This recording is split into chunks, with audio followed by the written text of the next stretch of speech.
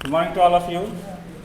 जैसा आप लोग को पता है कि आज हमारा सेशन जो है वो इंटरव्यू के लिए स्पेशली ऑर्गेनाइज़ किया गया है और हमारे सामने जो अभी उपस्थित हैं आप लोग समक्ष जो है ये आशुतोष सर हैं, वो असिस्टेंट डायरेक्टर हैं, भी सिलेक्ट हुए हैं जेपीएससी में। और इनको यहाँ पे लाने का खास मकसद ये है कि इनका इंटरव्यू में स्कोर जो है वो मोर देन 70% है और सर अभी दिल्ली से ही आए हैं, ठीक है। तो स्पेशली इन लोगों को लाया गया है कि झारखंड के बच्चों के लिए कुछ प्रोडक्टिव हो जाए। तो आप लोग के सामने अब हम सीधे डायरेक्ट जो है ज़्यादा तो बात नहीं करेंगे, सर आशुतोष सर ही आप लोग गाइड करेंगे। तो सर का स्वागत है, आइए सर, ठीक है। और इधर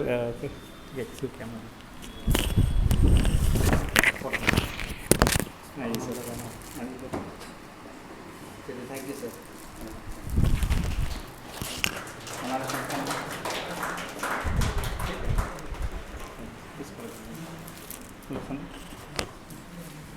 कैमरा ऑन इसको लगाना होगा,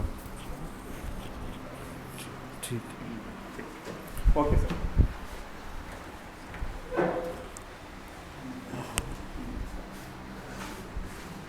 चलिए, तो आज हम लोग यहाँ पर मिले हैं टू डिस्कस इंटरव्यू।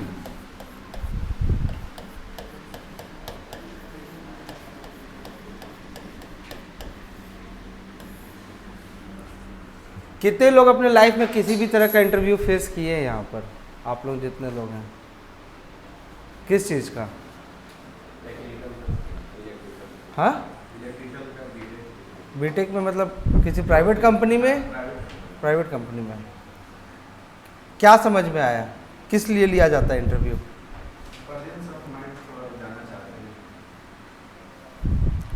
और कितने लोग ऐसे पब्लिक सर्विस कमीशन का एग्ज़ाम, कितने लोग पहले कभी मेंस क्लियर किए या इंटरव्यू यहाँ पर कोई दिया है? किसी ने इंटरव्यू इससे पहले?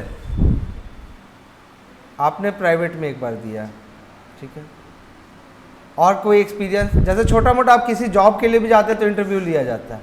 अगर आप 5,000 की नौकरी के लिए भी आज के डेट में किसी कंपनी में जाएंगे या कहीं पे छोटी सी दुकान में भी जाएंगे तो वो भी आपसे 5-10 सवाल पूछते हैं, सिंपल। वो भी एक शॉर्ट इंटरव्यू है। तो इंटरव्यू का पर्पस क्या है? आप एज अ पर्सन कैसे हैं, क्या है, इसको जज करना। क्योंकि कई बार क्या रहता है कि हमारा नॉलेज सब कुछ डिटरमाइन नहीं करता। Just being knowledgeable does not makes a person a good person. तो आप किसी चीज़ को कितनी सेंसिटिवली समझ रहे हैं, ये भी बहुत इम्पॉर्टेंट है। और आप अगर गवर्नमेंट में देखिए, हम लोग यहाँ पर जो देखिएगा, बहुत सारे जॉब्स में, गवर्नमेंट जॉब्स में इंटरव्यू नहीं लिया जाता, लेकिन ये जो ऑफिसर्स के लिए सिलेक्शन होता है उसमें इंटरव्यू कंपलसरीली होता है। क्योंकि आपको वहाँ पर लोगों से डील करना है। आप किसी साइंटिस्ट के रूप में काम नहीं करने वाले कि अपने एक ऑफिस में हैं, आपका जो स्कोप ऑफ वर्क है अपने नॉलेज बेसिस पे आप कर रहे हैं। आपको इंटरेक्शन करना है, आपको समझना है। क्योंकि आप यहाँ पर देखिए, किसी पब्लिक सर्विस कमीशन या क्लास 2 ऑफिसर जहाँ भी बनिएगा तो आप पॉलिसी इम्प्लीमेंटेशन का पार्ट बनिएगा। जो भी सरकार नीतियाँ बनाती हैं उन नीतियों को कैसे ज़मीन पर सही ढंग से उतारा जा सके। तो अगर आपके अंदर केवल नॉलेज है तो ये ज़रूरी नहीं है कि आप उस चीज़ों को उस तरीके से उतार पाएँ जैसा कि ज़रूरत हो। तो इसलिए चेक किया जाता है कि एज अ पर्सन आप कैसे। इसीलिए देखिएगा, इसे हम लोग बोलते हैं पर्सनैलिटी टेस्ट। बहुत जगह बोला जाता है, बहुत जगह क्या, इसका एक अदर नेम है पर्सनैलिटी टेस्ट। मतलब जहाँ पर आपको एज अ पर्सन जज किया जाए कि आप कैसे पर्सन हैं, तो आपकी पर्सनैलिटी को टेस्ट करना है। तो सबसे इम्पॉर्टेंट पार्ट ये होता है कि यहाँ आपका नॉलेज का टेस्ट नहीं हो रहा है। मोस्ट इम्पॉर्टेंट पॉइंट, अगर आप इंटरव्यू देने जा रहे हैं कहीं पर भी, तो वो ये चेक नहीं कर रहा है कि आपका नॉलेज कितना है, क्योंकि वो चेक उसने कर लिया है मेंस के एग्ज़ाम के थ्रू। जब मेंस का एग्ज़ाम कंडक्ट होता है तो उस समय ही ये चेक। आप लोग जो पीछे में बैठे हैं, सामने में अगर एडजस्ट हो सकते तो आ जाइए, बहुत ज़्यादा दूर हो जा रहे हैं। चेयर करके इधर भी सामने फ्रंट रो में आ सकते हैं, क्योंकि देखा जाए तो 3 रो 4 रो में इधर में ही कंप्लीट हो जाएगा, पीछे जाके सकरा हो जा रहा है। चेयर ले लीजिए या इधर से चेयर कर लीजिए, ठीक है। तो पर्सनैलिटी, अब अगर किसी पर्सनैलिटी की बात की जाए कि किसी की पर्सनैलिटी कैसी है, तो आप कैसे जज करेंगे? और ये चीज़ है कि हम लोग जहाँ भी जाते हैं हम देखते हैं लोगों को, अगर आप भी किन्हीं से मिलते हैं तो आप भी उसकी पर्सनैलिटी को चेक करते हैं। जाने अनजाने में ये काम सब कोई करता है। आप किसी नए इंसान से मिले, आप उसको पहले 5 मिनट में आप उससे बातचीत करते समय उसको समझने का ही कोशिश करिए कैसा है। आप स्कूल भी जाते हैं, फ्रेंड बनते हैं, कॉलेज गए, पहला जो मिला इंसान या पहला जो फ्रेंड आपको, आप पहले यही जज करिएगा कि इसको फ्रेंड बनाने लायक है कि नहीं है। करते हैं कि नहीं करते? कितने लोग मानते हैं कि ऐसा करते हैं हम लोग? क्योंकि इंडिया में हमारा फेवरेट हॉबी है टू जज पीपल। यहाँ लोगों को काफ़ी ज़्यादा इंटरेस्ट रहता है जज करने में कि नहीं ये सही है, ये गलत बंदा है। तो हम लोग ये काम जाने अनजाने में करते हैं कि हम लोग चेक करते हैं कि अगले की पर्सनैलिटी कैसा है। क्यों करते हैं? ताकि हमें पता रहे कि हमारे लिए पॉजिटिव वे में है या निगेटिव वे में है। अगर आप अपने फ्रेंड सर्कल में सेफ नहीं महसूस करिएगा तो ऐसा कोई फ्रेंडशिप का फ़ायदा तो है नहीं। तो लोग जाने अनजाने में चेक करते ही हैं। अब आता है पर्सनैलिटी में, तो पर्सनैलिटी टेस्ट है। तो समझिए कि यहाँ पे सरकार जो है या सरकारी अधिकारी जो हैं वो आपकी पर्सनैलिटी को जज कर रहे हैं कि क्या जो आप कहते हैं कि आप जो हैं वो आप सही में हैं या नहीं है। क्योंकि अपने से कोई नहीं कहता, कोई क्रिमिनल ये नहीं कभी बोला होगा ना कि हम क्रिमिनल हैं। आप कितने लोगों को जानते हो उसमें से अचानक किसी का सुनिएगा कि वो कुछ क्राइम कर दिया, आप सोचिएगा अरे हम तो कभी सोचे भी नहीं थे ऐसा कर सकता है। होता है ना, बहुत सारे हीनस क्राइम होते हैं, कुछ कुछ ऐसा क्राइम होता है कि जो कि हम लोग एक्सपेक्ट ही नहीं करते हैं। तो उस समय आपको कई बार लोग बोलते हैं, जैसे आप ही की मान लीजिए बिजनेस किया आपने, आपके दोस्त ने आपको धोखा दे दिया, तो आप बोलेंगे हम गलत दोस्त ही सेलेक्ट करें, हम उसको समझ नहीं पाए। हम लोग क्या बोलते हैं? हम उसको समझ नहीं पाए। क्यों नहीं समझ पाए? हमारी गलती थी। तो यहाँ समझ जाइए कि ये सेम काम सरकार के साथ ना हो, इसलिए सरकार आपको समझना चाहती है।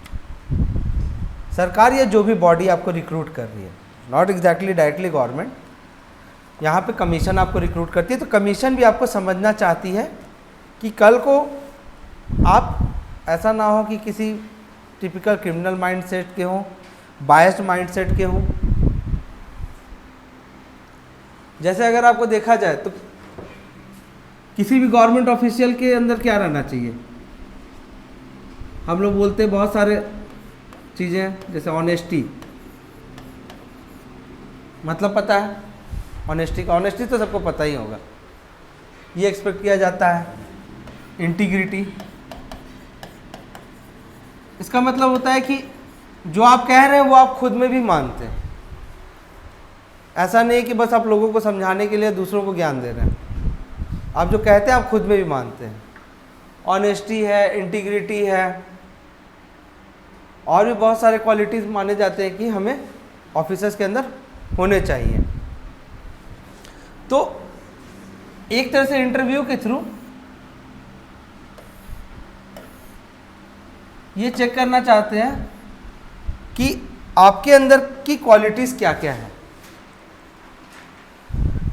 तो अगर आप अपने आंसर्स में ऐसा शो कर देते हैं कि आपका ये जॉब को ज्वाइन करने का पर्पस पैसा कमाना है, तो क्या ये सही होगा?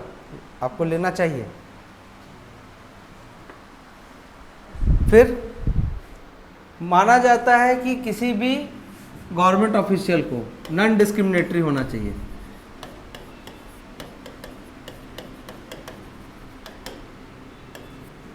और नॉन बायस्ड। सपोज करिए आप डीएसपी बन रहे हैं, और आप मेंटली ये मानते हैं कि समाज के कुछ माइनॉरिटी सेक्शंस हैं वो बदमाश है इनहेरेंटली, कभी लॉ एंड ऑर्डर का इशू होगा, उनका अगर नाम आएगा तो अब तो पहले से ही बायस्ड हैं, आप किसी पार्टिकुलर कम्युनिटी के खिलाफ पहले से ही बायस्ड हैं, तो आप न्यूट्रल डिसीजन ले ही नहीं पाइएगा, सही डिसीजन नहीं ले पाइएगा।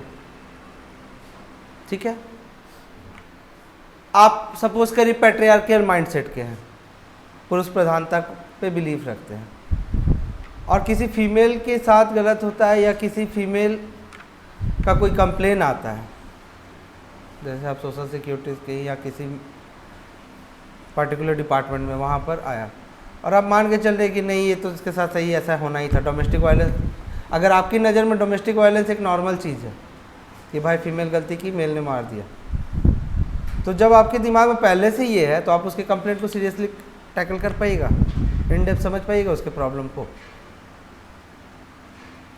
ये तो कह रहे हैं। और क्या ऐसा सही होगा? गवर्नमेंट ऑफिसर को ऐसा रहना चाहिए? तो आपको जिस जगह पे रिक्रूट किया जा रहा है उस जगह पे आपको न्यूट्रल होके बाय लॉ बाय प्रोसीडियर काम करना है, ना कि अपने इमोशंस पे, अपने इनहेरेंट जो आपकी सोच है उसके अकॉर्डिंग।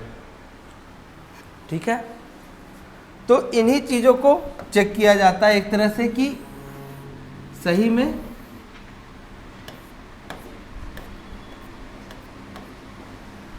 ठीक है।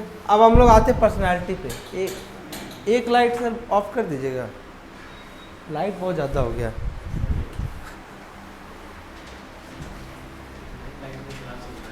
अच्छा, पर्सनालिटी, पर्सनालिटी को क्या मानते हैं हम लोग? इसके दो एस्पेक्ट हो सकते हैं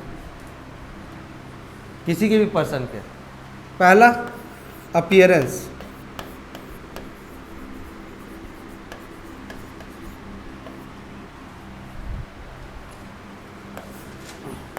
बॉडी लैंग्वेज,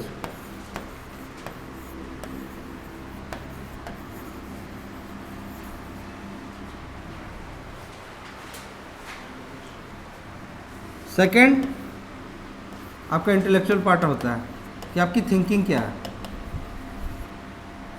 यही दो चीज़ों को मिलकर पर्सनालिटी बनेगा ना, कि एक जो आप दिखते हो, दूसरा आप जो सोचते हैं। तो यहाँ पर अगर आप प्रिपेयर कर रहे हैं इंटरव्यू के लिए तो आपको दोनों एस्पेक्ट का काम करना है, आपके अपीयरेंस पे भी, आपके थॉट पे भी। ठीक है, थॉट प्रोसेस आपका डेवलप कैसे रहेगा, इस पे भी आपको काम करना है कि आपको अपने थॉट प्रोसेस में प्लस एक बेसिक, और थिंकिंग में ही आ जाता है कि आपके पास अवेयरनेस है कि नहीं। आप रह रहे हैं तो आप अपने आसपास की चीज़ों से कितना अवेयर हैं, और अगर आप किसी चीज़ को देख रहे हैं, सब जैसे अवेयरनेस के साथ हम लोग बोलते हैं ग्रास्पिंग कैपेसिटी।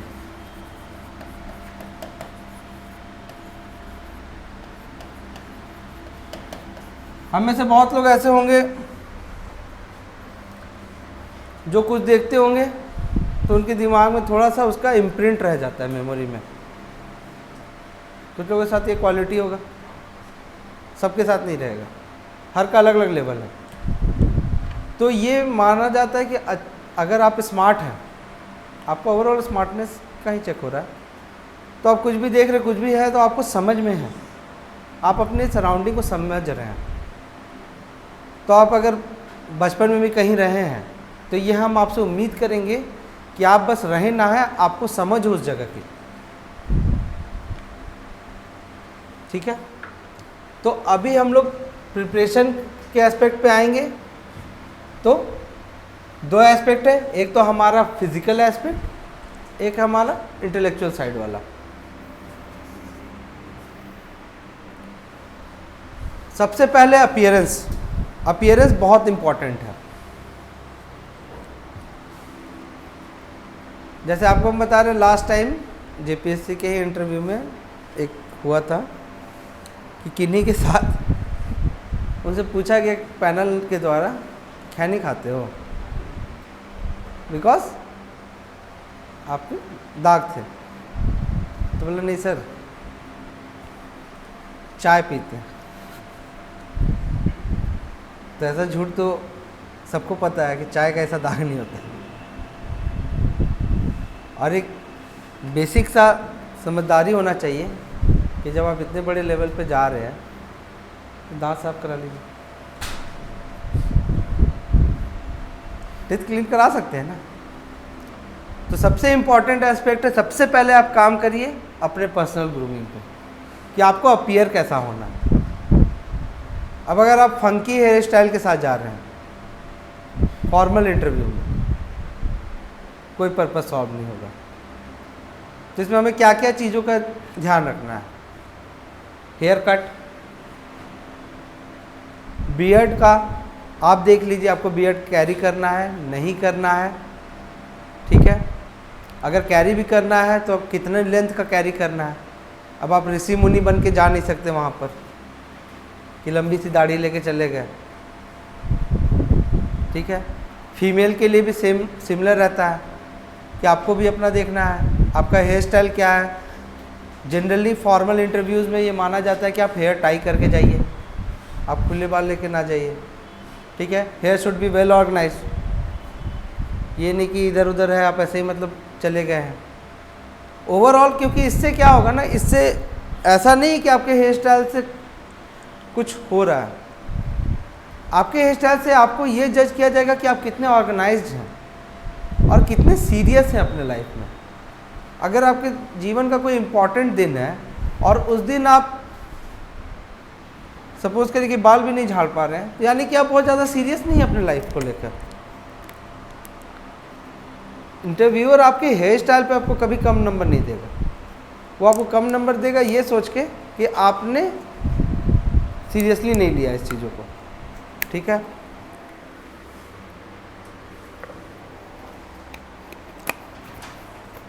सिमिलरली बियर्ड का भी है। अगर आप रेगुलर शेव करते हैं तो शेविंग करके ही जाइए, ठीक। दूसरी बात, अपीयरेंस में फॉर्मल इंटरव्यू है, ये उम्मीद किया जाता है कि आप सोने की चेन ये सब पहन के ना जाएं, अंगूठी पहन के ना जाएं। अगर अंगूठी, क्योंकि अगर आपको देखिए बहुत लोगों का रहता है कि ज्योतिष शास्त्र वाला ढेर सारा अंगूठी पहनते हैं, तो वो बैकफायर कर सकता है। क्योंकि एक पहला मैसेज यही जाएगा कि सुपरस्टिशियस है।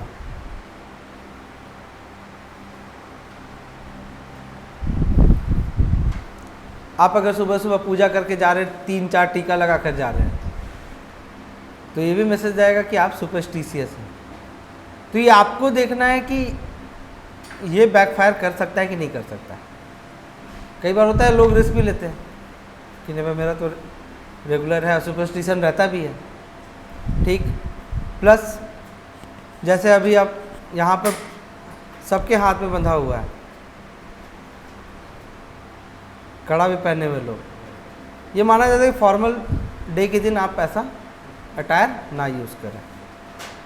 फॉर्मल इंटरव्यू में मतलब कड़ा ये सब नहीं पहने। आप एक फॉर्मल वॉच भी आपका ये रहना चाहिए कि फॉर्मल इंटरव्यू है तो आप प्लेन सिंपल वॉच पहनिए। जैसे हम ही ये पहने हुए तो it is not a formal watch for example. तो ये हम यहाँ पर आए हैं तो ठीक है, लेकिन अगर हम किसी फॉर्मल इंटरव्यू में जाएंगे तो it should not go with formal attire, it will not go. तो आपको ये देखना है। फिर कलर, ऐसा नहीं है कि आप फ्लोरल प्रिंट का शर्ट पहन के चले जाइए। सिंपल दिखना कोई बुराई नहीं है, और ये भी है कि आपको ऐसा नहीं कि ब्रांडेड पहन के जाना है या क्वालिटी वाइज बहुत हायर रहना चाहिए। मोस्ट इम्पॉर्टेंट ये है कि आप डिसेंट दिखिए, कोई भी वैसा तड़कता भड़कता रंग ना पहने। जनरली मोस्ट एक्सेप्टेबल रहता है कि लाइट कलर शर्ट पहनिए, डार्क कलर पैंट पहनिए। एंड लास्टली शूज़, कि शूज़ आपके फॉर्मल रहना चाहिए। अगर आप कैजुअल शूज़ पहन के जा रहे फॉर्मल ड्रेस पे तो वो काफ़ी बैड इंप्रेशन देता है। शूज़ में भी है कि अगर आपको बांधने वाले पसंद हैं, जनरली बांधने वाले जूतों को ज़्यादा फॉर्मल माना जाता है। तो पहला एस्पेक्ट जो हम लोग किसी को भी बोलते हैं, या मतलब हम खुद भी अपने लिए प्रिपेयर करने का जब सोचे थे, तो यही था कि अपीयरेंस कैसा होगा। अगर आप मतलब सपोज के पावर ग्लासेस ही ले रहे हैं, तो पावर ग्लासेस भी आपका ऐसा रहना चाहिए कि फॉर्मल दिखे।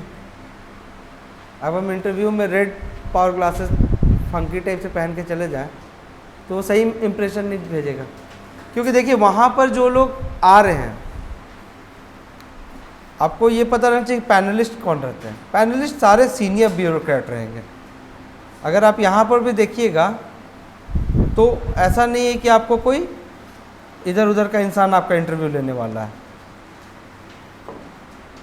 यहाँ के जितने सीनियर आईपीएस होंगे, आईएएस होंगे, या एकेडमिशियन, कोई प्रोफेसर, ये सब, इन्हीं सबसे बोर्ड कंप्राइज होगा। तो उनकी थिंकिंग ही ये रहेगी कि वो, अब प्राइवेट और गवर्नमेंट में यही बहुत बड़ा अंतर हो जाता है कि अगर प्राइवेट सर्विस में आप जा रहे हैं तो वहाँ पर आपका बॉस भी यंग एज का होगा। उसके लिए इम्पॉर्टेंट होगा यंग एंड डायनेमिक पर्सन। वो बहुत ज़्यादा अटायर ये सब पे नहीं, और वो खुद भी उस तरीके से कॉर्पोरेट कैजुअल लुक में रहेगा कि ठीक है कॉर्पोरेट भी है, कैजुअल भी है, लेकिन यहाँ पर आपसे उम्मीद किया जाएगा कंप्लीट फॉर्मल का। बिकॉज यहाँ जो होंगे वो काफ़ी सीनियर रहेंगे, मोस्टली अराउंड 60-50 प्लस तो रहेंगे ही,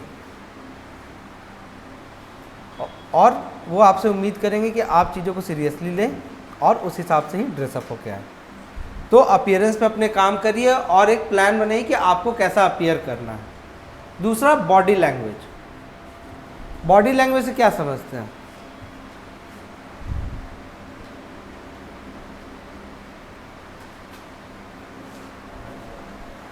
कुछ तो समझ में आता हो ना बॉडी लैंग्वेज वर्ड का?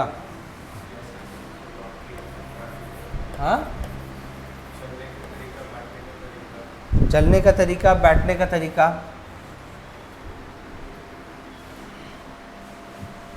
तो इसको भी आपको इम्प्रूव करना होगा। अगर आपका पहले से अच्छा है, इट्स वेल एंड गुड। जैसे अगर आप कमरे में एंटर कर रहे हैं तो पहले नॉक करके एंटर करिए।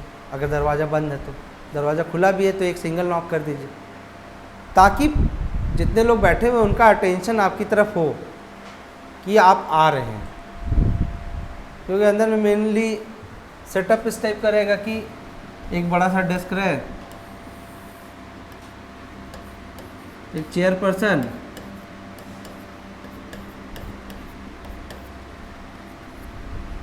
और 4-5-6 लोग रहे। अब होगा क्या कि एक बैठना आपको इस जगह पे, एक बंदा गया, एंट्री अगर यहाँ है, एक इंसान गया, तब तक हो सकता है ये आपस में कुछ बात कर रहे हो,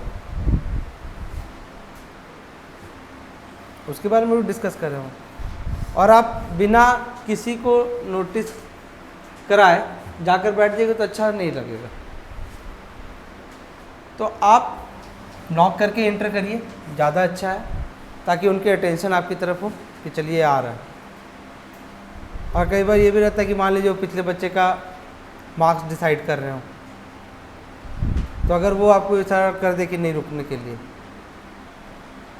इस टाइप को भी हो सकता है। ठीक है, आप नॉक करके ही एंटर करिए,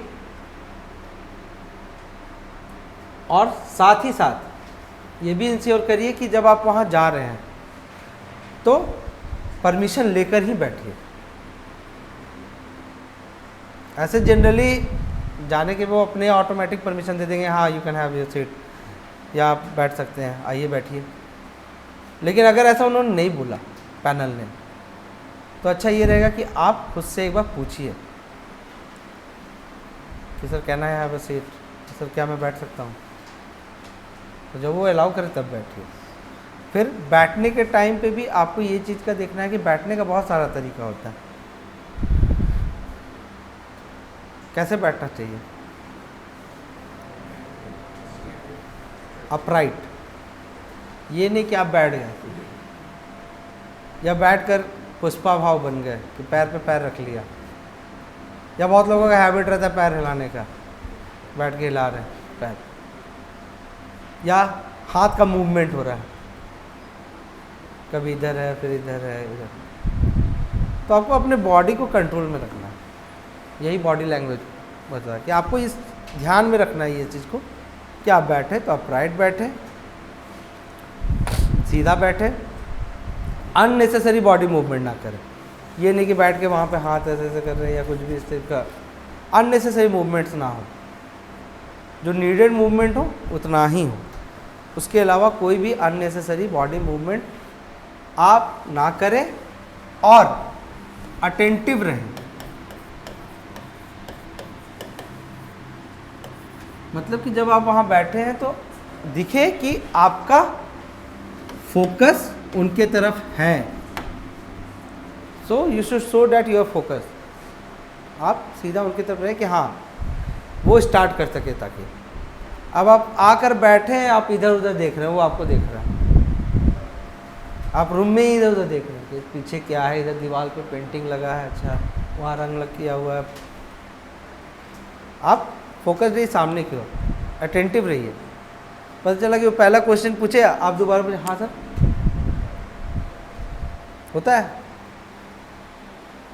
तो ऐसा ना करें तो बेहतर है, ठीक है।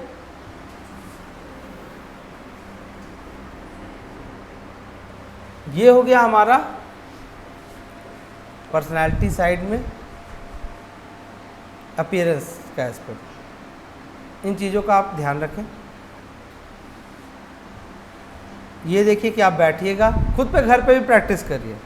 मिरर है, मिरर के सामने प्रैक्टिस करिए कैसे बैठते हैं, आपको खुद में समझ में आ जाएगा।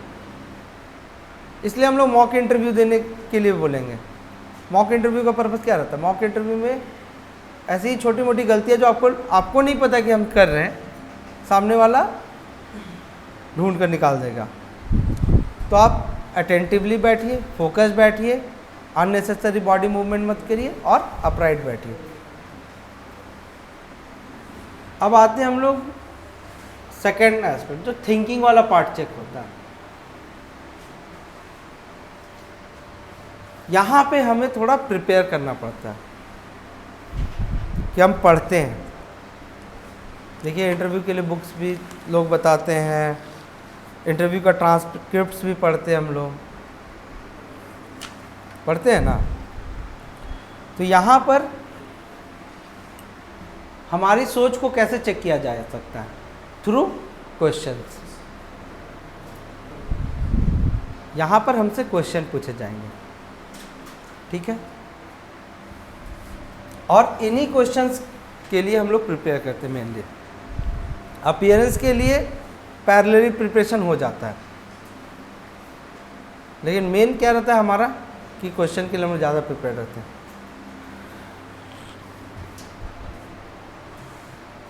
तो यहाँ पर हमें वेरियस डायमेंशंस कवर करने हैं। डायमेंशंस या आयाम कि किन किन डायमेंशन में हमसे क्वेश्चन पूछे जा सकते हैं, ठीक है। सबसे पहला हो जाएगा प्रोफाइल। इस तरह से करिए कि आप अपने प्रोफाइल बिल्डिंग करिए खुद के लिए। तो सबसे इम्पोर्टेंट है पर्सनल प्रोफाइल। अब अगर आप अपने लाइफ के, अपने फैमिली के चीज़ों को लेकर क्लियर नहीं है या कुछ कन्फ्यूज़न है, तो वो वर्स्ट मैसेज देता है। किसी के बारे में आप जाने चाहे ना जाने, आप बुक के बारे में जाने, आपने पढ़ाई क्या किया है ये जाने, याद रखे या ना रखे हों, लेकिन अगर आप खुद को नहीं जानते हैं, ये सबसे बैड इम्प्रेशन छोड़ेगा। तो सबसे सिंपल क्वेश्चन क्या पूछा जाता है? Introduce yourself. Majority of interview इसी से स्टार्ट होता है कि काइंडली इंट्रोड्यूस योरसेल्फ। तो सपोज करिए हम आपसे पूछते हैं आपका नाम क्या है? हाँ, प्रणय राज। तो mister Pranay Raj, introduce yourself.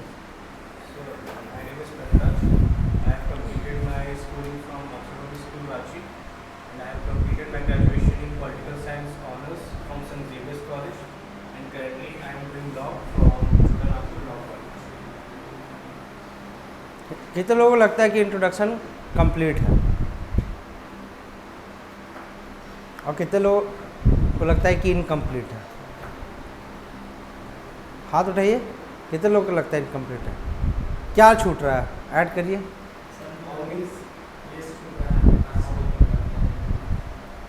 तो आप अपना इंट्रोडक्शन एक शॉर्ट एंड क्रिस्प खुद से बनाइए। इसमें हम देखिए, अब हम बोलेंगे ये इंट्रोडक्शन में ये बोलना, ये किसी भी हद तक सही नहीं होगा, क्योंकि होगा क्या कि रिपीटिशन ऑफ कंटेंट कभी भी रटा रटाया आंसर फ़ायदा नहीं देता है। हम आपको एस्पेक्ट बता सकते हैं कि हाँ आप इस चीज़ को ध्यान रखिए। अगर हम आपको 2 लाइन 3 लाइन लिख के दे दें कि हाँ यहाँ पर अपना नाम, ये घर, एक शॉर्ट इंट्रोडक्शन अपने बारे में बताइए। अब इसमें कि आपने जो बताया बस डेटा दिया अपने एजुकेशन का, आप इसमें और भी चीज़ डाल सकते थे। आप बिलोंग करते हैं, प्लस आपका इंटरेस्ट क्या है, आप यहाँ पर क्यों बैठे हुए हैं, ठीक है। तो अपने इंट्रोडक्शन पर काफ़ी काम करिए, क्योंकि सबसे पहला क्वेश्चन होगा। अगर आपने अपने इंट्रोडक्शन को बहुत अच्छे से आंसर किया तो ये काफ़ी लॉन्ग और अच्छा पॉजिटिव इम्प्रिंट देगा आपके इंटरव्यू पे, क्योंकि आपका इंट्रोडक्शन शॉर्ट एंड क्रिस्प अगर रहेगा तो अच्छा इंप्रेशन जाएगा, ठीक है। इंट्रोडक्शन है, खुद को इंट्रोड्यूस कैसे करना है, सबसे इम्पॉर्टेंट क्या क्या उसमें बताना है। बहुत लोग हॉबीज़ भी बता देते हैं। आपको देखना है कि एक फॉर्मल इंटरव्यू में इंट्रोडक्शन में क्या रहना चाहिए। दूसरा, अब आप इंट्रोडक्शन में कुछ कुछ चीज़ों को बताएं, जैसे सपोज फॉर आपका एग्जांपल अब बता रहे हैं होम, आप अपने घर के बारे में बताते हैं, ठीक है। स्कूलिंग,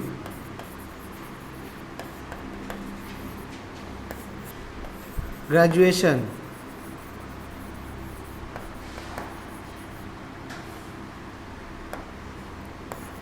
सिबलिंग्स, कितने भाई बहन हैं,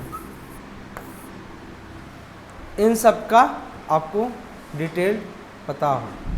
अगर आप किसी स्कूल से, आप जैसे कहाँ से पढ़े हैं? हाँ,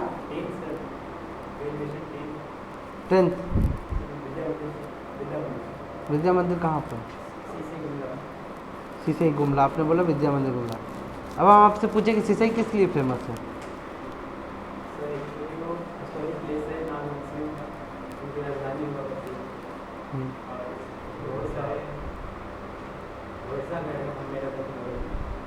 तो आप थोड़ा सा कॉन्फिडेंटली बोलिए कि हाँ सर सीसई एक हिस्टोरिक प्लेस है। It was the capital during the Nagvanshi period. जैसे नवरत्नगढ़ का किला है वहाँ पर, जो कि मुग़ल आर्किटेक्चर से प्रेरित होकर बनाया गया था। अगर आपको पता होगा तो मुग़ल आर्किटेक्चर से प्रेरित होकर झरोखा सिस्टम ये सब भी वहाँ पर हुआ था। तो यही होता है कि आपको एक्सपेक्ट किया जाएगा कि अगर आप कहीं से पढ़ें, आप कहीं रहे हैं, तो आपको वहाँ की चीज़ों का पता हो। अब मान लीजिए विद्या मंदिर है, तो संस्थापक कौन थे? कोई बोलता है हम सुरेंद्रनाथ सेंटर से पढ़े, तो सुरेंद्रनाथ थे कौन? डीएवी से आप पढ़े हैं, तो ध्यान, डीएवी स्कूल बाकी स्कूलों से अलग कैसे है? प्राइवेट स्कूल तो बहुत सारे हैं, डीएवी ही क्यों? कुछ तो होगा ना, फिलॉसफी डिफरेंट है, वैदिक नॉलेज पे है, ठीक। आप बताएं हम इस घर से बिलोंग करते हैं, इस फैमिली से बिलोंग करते हैं, तो अगर आपकी फैमिली की कोई विशेषता है, या सपोज करिए कुछ कास्ट ही अगर आप मेंशन कर दिए अपने इंट्रोडक्शन में, तो हो सकता है आपको पूछ भी दे उससे रिलेटेड। तो आपको किसी भी चीज़ को बोलने के साथ ये उम्मीद करना है कि इससे 2 स्टेप पीछे का हमको पता हो, ठीक है। तो अपने घर के बारे में, अपने गांव के बारे में, अपने होम टाउन, प्लस अभी आप जहां रह रहे हैं। अगर आपके पिताजी की ट्रांसफरेबल जॉब थी, तो जहाँ जहाँ ट्रांसफ़र हुआ है आप सपोजली बोल देते हैं कि हाँ मेरे डैड ने यहाँ से रिटायर किया, उस जगह से ही क्वेश्चन पूछ दिया कि अच्छा तब तो आप वहाँ रहे होंगे। आप बोले हाँ रहे थे सर। तो वहाँ क्या क्या अच्छा घूमने के लिए, वहाँ 3 जगह कौन सा अच्छा अच्छा, अब आपको पता ही नहीं है। तो ऐसा नहीं होना चाहिए, ठीक है। इस चीज़ पे काम करिए। सबसे इम्पोर्टेंट कि अपने घर के बारे में जानिए, स्कूलिंग के बारे में, ग्रेजुएशन में आपने जिस कॉलेज में गया, जैसे JBS किस ट्रस्ट के अंदर में, क्या गवर्नमेंट फंडेड है? गवर्नमेंट फंडेड है कि नहीं है? गवर्नमेंट फंडेड है। ऑटोनोमस तो यूनिवर्सिटी है ना। यूनिवर्सिटी और ऑटोनोमस में दोनों में अंतर है। तो आपको अपने कॉलेज के बारे में भी, कब स्थापित हुआ, स्पेशलिटी क्या है, खास बात क्या है उस कॉलेज का, आपने JBS को ही क्यों चुना, वाई नॉट मारवाड़ी और रांची कॉलेज, ठीक है। तो अपने पर्सनल प्रोफाइल का रिवीजन करिए और उस पर जितना एस्पेक्ट पे आप आंसर्स क्रिएट कर सकते हैं कर लीजिए। बेटर कहना ये होगा कि पहले क्वेश्चंस क्रिएट करिए, उन क्वेश्चंस को आंसर करिए। क्या आपने किसी भी डिसीजन को लिया, अगर आपने सपोज करिए मैं पूछता हूँ कि पॉल साइंस के बाद लॉ क्यों,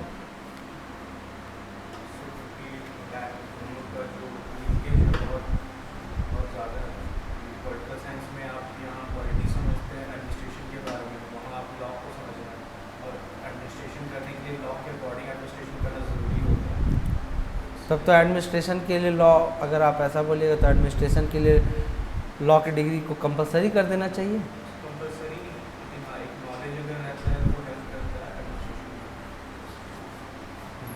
तो आपको इस टाइप के क्वेश्चंस के लिए तैयार रहना है कि आपसे आपको फंसाने वाला सवाल पूछा जा सकता है। सेकेंडली, आपको मैप का नॉलेज होना चाहिए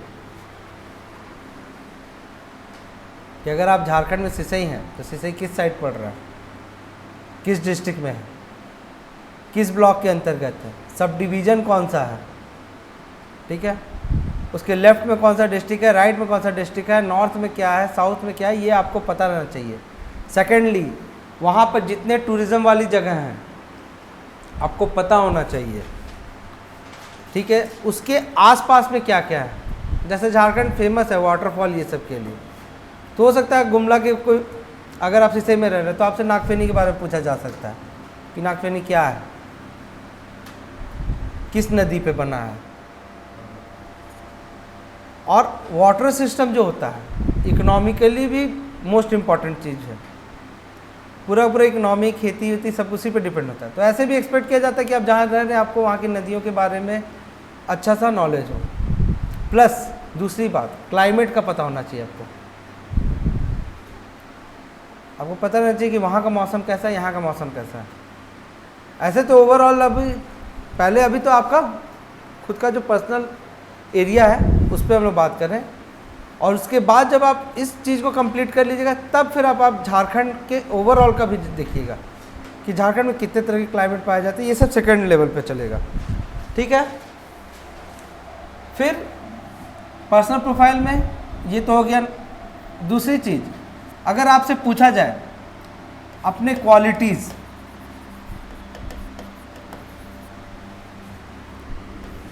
जिसमें हम लोग जैसे बोलते हैं वैल्यूज़, किन चीज़ों की आप कद्र करते हैं, ये आपको पता रहना चाहिए। अगर आपसे पूछा जाए कि हाँ, जैसे रहता है कि किसी के लिए रहता है कि नहीं हम ऑनेस्टी सबसे इम्पॉर्टेंट है, किसी के लिए है कि सिंपैथी सबसे इम्पॉर्टेंट है कि नहीं हम लोगों को, तो आपसे अगर पूछा जाए तो आपको पता रहना चाहिए कि आप किस चीज़ का सबसे ज़्यादा कदर करते हैं। अपना एक सेल्फ प्रिपेयर कर लीजिए, भले पूछा जाए ना पूछा जाए, आपको पता रहना चाहिए। आप अगर आपसे पूछा गया तो आप ये ना हो कि आप सोचने लग जाएं क्योंकि अगर आप सोचने लग जाइएगा तो यानी कि आपके विजन में क्लैरिटी नहीं है, आप कोई विजन के साथ नहीं आए। और आप इस जगह पर अगर गवर्नमेंट में अगर आप ऑफिसर के रूप में ज्वाइन करना चाह रहे हैं तो गवर्नमेंट एक्सपेक्ट कर रही है कि आप के पास कोई विज़न है, ठीक है। फिर आपकी क्वालिटीज़ क्या हैं। हर किसी के अंदर पॉजिटिव एस्पेक्ट रहता है, हर किसी के अंदर निगेटिव एस्पेक्ट रहता है। तो अगर हम आपसे पूछेंगे कि आपके अंदर पॉजिटिव एस्पेक्ट क्या है, जैसे आपसे पूछा जाए आपके अंदर सबसे अच्छी बात क्या है आपकी, हाँ पता नहीं, यही नहीं बोलना है।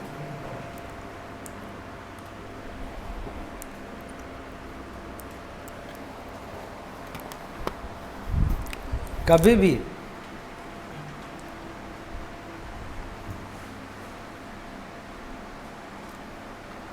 भी आप अपने पर्सनल लाइफ वाले क्वेश्चन पे एकदम ब्लंडर मिस्टेक हो जाएगा अगर आप बोलिएगा कि पता नहीं। हम आपसे पूछे आपकी अच्छाई क्या है, आपको पता नहीं, आपकी बुराई क्या है, आपको पता नहीं, ऐसा आंसर मत दीजिएगा कभी भी। हाइपोथेटिकल रट के रखिए, वो भी चलेगा। आप बोल सकते हैं कि सर हम बहुत ऑनेस्ट हैं, हम सच्चे हैं, हम झूठ नहीं बोलते। आप ईमानदार हो सकते हैं, आपको अपनी क्वालिटी का पता होना चाहिए, ठीक है। तो इस टाइप का आंसर अच्छा नहीं लगेगा कि आप बोलिए कि पता नहीं, ठीक है। Next, hobbies. सबसे डिफ़िकल्ट यहाँ पर लोगों को रहता है इस चीज़ को समझना। हॉबी, ये वर्ड आता है हॉबी और लोग कंफ्यूज हो जाते हैं। तो ये बताइए हॉबी से समझते क्या हैं।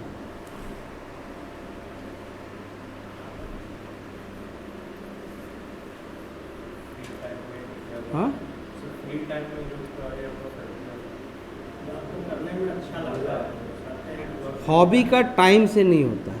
जनरली हॉबी को हम लोग फ्री टाइम में ही करते हैं, वो अलग चीज़ है। जिसको करने के लिए आपको किसी भी तरीके का बेनिफिट दिखाने की ज़रूरत ना हो। अगर किसी काम को करने के लिए आपको कोई बेनिफिट नहीं दिखाया जा रहा है तो भी आपको इंटरेस्ट है करने में, तो उसी को हम लोग हॉबी बोल सकते हैं। सिंपल शब्दों में अगर देखा जाए हॉबी ऐसा कोई काम जो आप अपनी चाहत से कर रहे हैं, ना कि किसी फ़ायदे के लिए, ठीक। क्या क्या हॉबी हो सकता है? आपकी हॉबी क्या है?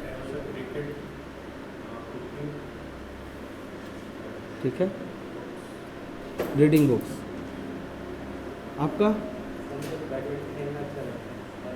खेलना, स्पोर्ट्स और हॉबी।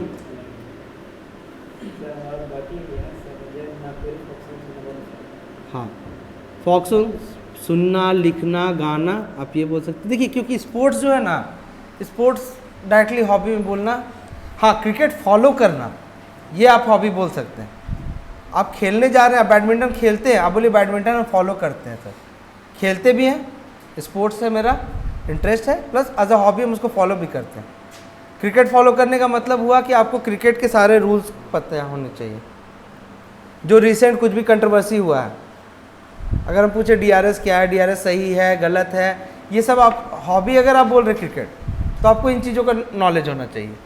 ग्राउंड में जाके स्कोर कर लेना और सर हम बहुत अच्छा छक्का मार लेते हैं, ये आप हॉबी के रूप में जस्टिफाई नहीं कर पाइएगा वहाँ पर। तो हमेशा इस चीज़ का ध्यान रखिए कि जो हॉबी आप बता रहे हैं, हॉबी के बारे में आपको पता हो, भले ही सिंपल हॉबी हो। अगर आप कुकिंग बोल रहे हैं तो कुकिंग में भी आपको पता हो कि क्या कुक करते हैं आप, आपका कुकिंग स्टाइल यूनिक कैसे है, क्योंकि कुकिंग बहुत लोग जानते हैं। अगर हम ही आपसे पूछे कि ये हॉबी है या मजबूरी, क्योंकि एज ए बैचलर तो बहुत लोगों के साथ मजबूरी होता है कुकिंग करना, तो आप मजबूरी में खाना बनाने लगे तो आप हॉबी बोलिएगा। तो आपको वहाँ पे ये जस्टिफाई करना होगा कि नहीं सर हम फ्री टाइम में नई नई रेसिपीज़ खोज कर कुक करते हैं, केवल घर का खाना बनाना मेरा हॉबी मतलब नहीं है। ठीक है। और हॉबी हाइपोथेटिकल मत रखिएगा, क्योंकि हम देखे हैं लोगों को ग्रिल होते हुए बहुत गंदा, कि किसी ने बोल दिया कि मुझे बूढ़ों के साथ रहना अच्छा लगता है, बच्चों के साथ खेलना अच्छा लगता है। इस तरह का आंसर अगर आप दे रहे हैं तो तभी दीजिए जब आप अंदर से अच्छा महसूस करते हैं उस चीज़ों में। नहीं तो होगा क्या, अगर आपकी चोरी पकड़ी गई तो बहुत गलत इंप्रेशन जाता है। क्योंकि अगर आप इस एज में कुछ बहुत ही हाइपोथेटिकल, गरीबों को मदद करना मेरा हॉबी है, तो अगर आप करते हैं तो बहुत अच्छी बात है, आपको सुपर्ब नंबर भी मिलेगा। लेकिन ऐसा अगर पता चल जाता है कि बस आप यहाँ पर लोगों को बेवकूफ़ बनाने के लिए या बोर्ड को बेवकूफ़ बना रहे हैं, तो ये आपको अच्छे तरीके से बर्बाद भी कर देगा और बहुत ज़्यादा डांट भी खा कर आइएगा। तो सबसे रिक्वेस्ट है कि जो भी प्रिपेयर करेंगे हॉबीज़ पे ज़रूर काम करें। डायरेक्टली हॉबी करके भी नहीं पूछा जाएगा। अगर मान लीजिए किसी बात में आपने कुछ बोला, उससे भी क्वेश्चन निकल जाता है। आप खुद ही कई बार बताइएगा, इंट्रोडक्शन में कई बार बोलते हैं और सर हमको ये करना अच्छा लगता है, तो आप उसके लिए प्रिपेयर्ड रहिए, ठीक है। क्वालिटीज़ में याद रखिएगा, पॉजिटिव और निगेटिव एस्पेक्ट्स दोनों आपको पता होना चाहिए अपने पर्सनालिटी का। और हम ये कहेंगे कि आप अपने बारे में निगेटिव चीज़ें भी ऐसे बताइए जो पॉजिटिव हो। अगर आपसे पूछा जाए कि आपके अंदर क्या निगेटिव, तो आप ये बोलिए कि सर अगर हम किसी काम को ले लेते हैं तो तब तक उसको छोड़ते नहीं जब तक हम उसको कंप्लीट ना कर लें। तो हम बहुत ज़्यादा उसमें इंडल्ज हो जाते हैं, हम बाकी सब कुछ छोड़ देते हैं। तो हमको लगता है कि मेरा पर्सनल लाइफ में गलत इम्पैक्ट पड़ता है, तो ये मेरा निगेटिव एस्पेक्ट है। तो वो आप मान रहे निगेटिव एस्पेक्ट, लेकिन ओवरऑल वो पॉजिटिव एस्पेक्ट है कि आप डेडिकेटेड हैं। तो अब अभी ये डिक्टेशन तो हम कराना भी सही नहीं होगा। ये आप खुद से अपने लिए एक रखिए कि आपका निगेटिव एस्पेक्ट आप ऐसा बताइए जो कि ओवरऑल पॉजिटिव हो। जैसे आप बोल सकते हैं कि सर कई बार हम ऐसा है कि एकदम ही मतलब झूठ नहीं बोलना चाहते, तो मेरे सही बोलने से किसी को दुख भी लग जाता है, तो हमको लगता है ये मेरा निगेटिव एस्पेक्ट है। तो कि अब आप सीधा कंप्लीट एकदम एब्सोल्यूट निगेटिव बता दीजिएगा कि नहीं सर, हमको कोई कुछ बोलता है तो हम उस पर हाथ चला देते हैं, कोई हमको डांटता है तो मेरा लड़ाई हो जाता है, तो ये कंप्लीट निगेटिव एस्पेक्ट हो गया। इट्स बेटर कि आप कोई निगेटिव एस्पेक्ट में भी पॉजिटिव चीज़ों को बताइए, ठीक है। फिर आपने जो आपकी हॉबी है, क्वालिटी है, वैल्यूज़ है, इन चीज़ों को पॉजिटिव निगेटिव अपने सर्विसेज से जोड़िए।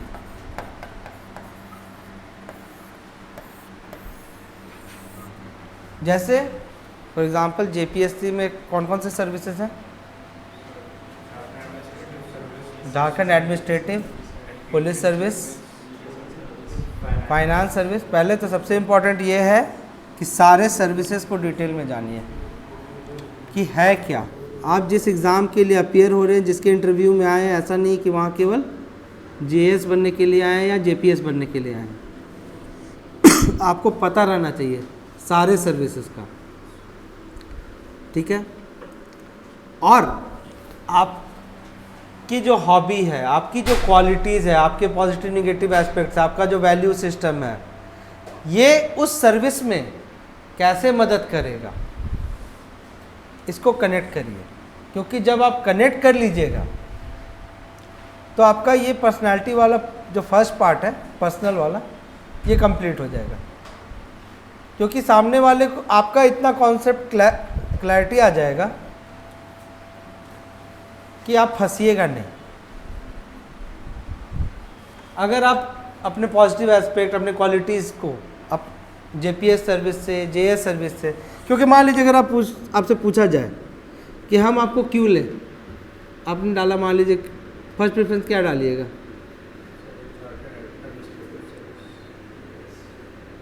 Why you think you can be an administrator?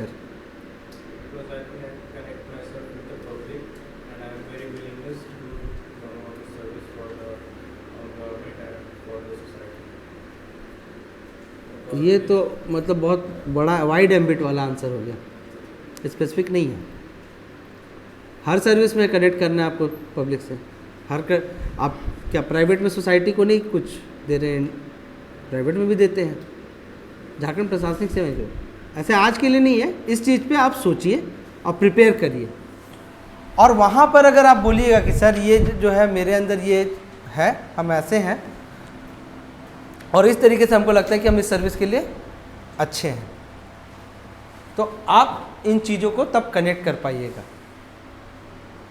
आपने देखिए सबसे ज़्यादा ये क्वेश्चन पूछा जाता है पुलिस सर्विस, अगर आपने फर्स्ट प्रेफरेंस रखा है तो। अगर आपने पुलिस सर्विस रखा है फर्स्ट प्रेफरेंस तो श्योर है कि आपसे क्वेश्चन पूछा ही जाएगा कि क्यों पुलिस सर्विस, और तुम्हारे में ऐसा क्या है कि तुम्हें पुलिस सर्विस दिया जाए। तो पहले फर्स्ट टाइम में आप इन एस्पेक्ट को कवर करिएगा। जब इधर आपका क्लियर हो जाएगा कि हाँ आपके अंदर क्या पॉजिटिव है, क्या निगेटिव है, क्या आपका वैल्यू, आपकी हॉबीज़ क्या है, तब इन चीज़ों को आप सेकेंड स्टेज में जोड़िए उन सर्विसेज से और अपने प्रेफरेंसेस से, क्योंकि आपको इसमें प्रेफरेंस डालना है। पहला preference, second preference, third preference. ठीक है, क्लियर है कि नहीं क्लियर? किसी को कोई दिक्कत है तो बताइए। आपको अपनी पर्सनैलिटी को शो करना है कि आप उस सर्विस के लिए एप्ट हैं और आपके प्रेफरेंस के अकॉर्डिंगली। अगर आप ऊपर में डालें शिक्षा सेवा पहला प्रेफरेंस में, और आप ऐसा क्वालिटीज़ बता रहे हैं जो कि एक पुलिसिंग वाले पर्सन के अंदर रहना चाहिए, तो दोनों रिलेट नहीं हो पाएगा ना। तब ये हो जाएगा कि आपको खुद में ही कन्फ्यूजन है कि आप क्या हैं। आप खुद को एडमिनिस्ट्रेटर बोल रहे हैं और आप काम करना चाहते हैं एजुकेशन के में। ठीक है, फिर इसी से आप इस चीज़ का आंसर कर पाइएगा कि क्यों आपको पब्लिक सर्वेंट बनना है। जब आप इन चीज़ों पे काम करिएगा तभी आप कर पाइएगा कि आपको पब्लिक सर्वेंट क्यों बनना है। और ये क्वेश्चन बहुत ही सिंपल, मतलब मेजॉरिटी टाइम पूछा ही जाता है कि what makes you think that you can be a public servant. ये सब जनरलाइज क्वेश्चंस है, ये आना ही आना है कभी ना कभी। और जब आप उस चीज़ को आंसर कर दीजिएगा कि आपको पब्लिक सर्वेंट क्यों बनना है, तब आप नेक्स्ट लेवल पे इसके लिए प्रिपेयर करिए कि आपका विजन क्या है। कि अगर हम पुलिस में जाएंगे तो क्या करेंगे, अगर हम एडमिनिस्ट्रेशन में गए तो क्या करेंगे, या हम एडुकेशन में गए तो क्या करेंगे, अगर हम फाइनेंस में गए तो क्या करेंगे। और अभी हम सीरीज में इसलिए बताएं क्योंकि इन तीनों एस्पेक्ट पे कि क्यों आपको वो सेवा मिलनी चाहिए, क्यों आप पब्लिक सर्वेंट बनना चाहते हैं, और आपका जो विज़न है, इन तीनों का आंसर आप इस तरीके से प्रिपेयर करिए कि जो आपने अपने बारे में इन बातों को बताया है इनके इन लाइन में हो। ऐसा ना हो कि आपका क्वालिटी जो है और जो आप दिखा रहे पब्लिक सर्वेंट आपको क्यों बनना है, वो दोनों में मैच ही नहीं हो। क्योंकि अगर आपको वो ऐसा फंस गए तो फिर आपको फिर काउंटर क्वेश्चन किया जाएगा। आप ऊपर में कुछ और बोले, नीचे में बाद में कुछ और बोलिएगा, फंस जाइएगा। इसीलिए एक सीरीज में, ताकि ये सब कनेक्टेड चीज़ें हैं और एक सीरीज में रहना चाहिए। मतलब कि आपकी बात से लॉजिकल इनकंसिस्टेंसी ना हो, लॉजिकली कोहेरेंस दिखे कि हाँ ठीक है, इसने बोला कि इसके अंदर ये क्वालिटी है, इसीलिए ये पब्लिक सर्वेंट बनने के लिए भी सही है, इसी से ये जस्टिफाई किया कि इसको ये सेवा क्यों मिलनी चाहिए, और इस क्वालिटी के बेसिस पे ये बता रहा है कि ये जब सर्विस में आएगा तो इस काम को करेगा। और आप जितना कम से कम पहला 3 प्रेफरेंस के सर्विस का विजन प्रिपेयर करिए कि अगर आपने पहला झारखंड पुलिस सर्विस रखा है तो आप पुलिस सर्विस में आइएगा तो क्या बेहतर करिएगा। हर कोई का अपना अलग सोच होगा। कुछ लोग अगर कहता है कि नहीं हम महिलाओं के लिए बेहतर कार्य करेंगे, तो हम जुवेनाइल के लिए अच्छा काम करेंगे। प्रशासन में सेम है। किन्हीं का आइडिया रहता है कि हम एडुकेशन पे काम करेंगे, किन्हीं का आइडिया रहता है कि नहीं हम गरीबी हटाने पे काम करेंगे, किसी का आइडिया रहेगा कि हम नहीं सफाई पे काम करेंगे, हेल्थ सेक्टर पे काम करेंगे। तो आपका अपना एक विज़न रहना चाहिए, और विज़न हाइपोथेटिकल नहीं होना चाहिए।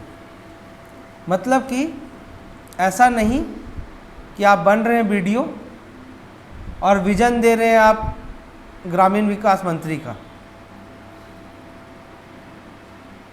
मतलब समझे कि नहीं समझे? कितने लोग समझे इसका मतलब?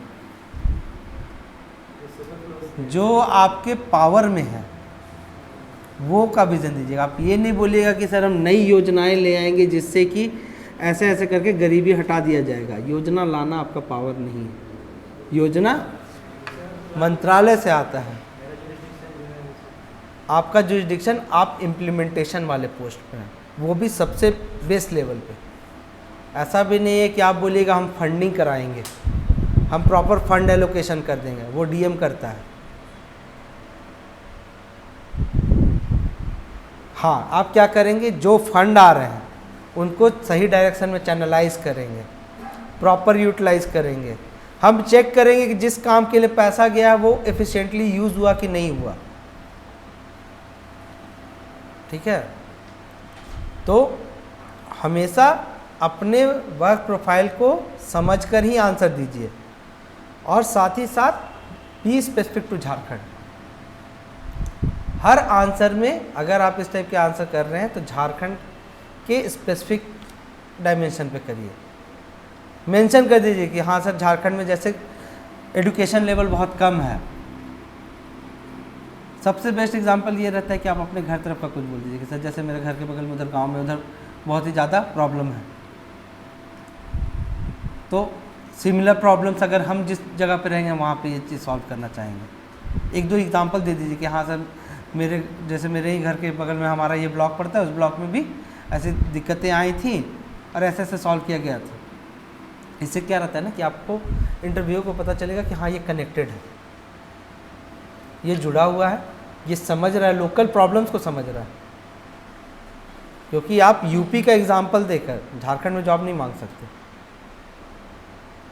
यूपी का एग्जाम्पल देकर झारखंड में जॉब के लिए नहीं ना अप्लाई करिएगा। आपको पता रहना चाहिए कि यहाँ के प्रॉब्लम, और इस तरीके से क्या है कि आपका जो स्कोर है बेहतर हो जाएगा। आपने बोला कि नहीं हम डायन प्रथा के ख़त्म करना चाहते हैं, मतलब आपसे जैसे हम मान लीजिए कि हम बने कि हाँ ठीक है सर, हम जेपीएस पुलिस सर्विस मेरा फर्स्ट प्रेफरेंस है, ठीक है, तो किस क्षेत्र में काम करना सर, हम ये डायन बिसाही का जो कुरीति है उस क्षेत्र में काम करना चाहते हैं। तो आप साथ में बोल दीजिए कि जैसे कि हम सर खुद से एक बार एक्सपीरियंस किए थे कि मेरे ही गांव में या मेरे गांव के बगल में एक विधवा औरत के साथ ऐसा ऐसा कर दिया गया था। उस समय हमको लगा कि नहीं, ये ऐसा चीज़ है कि यहाँ पर बदलाव की ज़रूरत है। तो आपको थोड़ा सा अच्छा मैसेज जाएगा। आप केवल एक लाइन बोल के छोड़ दिए कि हम इसको ख़त्म करना चाहते हैं, तो वो होगा कि वो ये मैसेज दीजिएगा ठीक है आपने इसके बारे में मे भी पढ़ा होगा, तो आप इसको मानते हैं कि ये गलत है, आप इसको सुधारना चाहते हैं। लेकिन अगर आप साथ में एग्जाम्पल दे रहे हैं तो जस्टिफाई कर दे रहे हैं आप अपने स्टैंड को कि आप समझे हैं और उस समझ के बेसिस पे आप ये काम कर रहे हैं। ठीक है, तो बेस्ट यही होता है कि जब भी आप आंसर दे रहे हैं बोर्ड में, तो अपने जीवन से किसी एग्जाम्पल को डालकर उस आंसर को जस्टिफाई कर दीजिए। अगर आपसे, क्योंकि देखिए क्वेश्चन आपसे इंटरव्यू में ऑब्जेक्टिव टाइप से तो पूछा नहीं जाएगा जिसका एक ही आंसर हो। आपसे कुछ पूछा सोच वाला सवाल, आप क्या सोचते हैं या आपके हिसाब से क्या होना चाहिए, क्या ऐसा करना सही था या ऐसा करना गलत था, आप बोलिएगा सर सही था।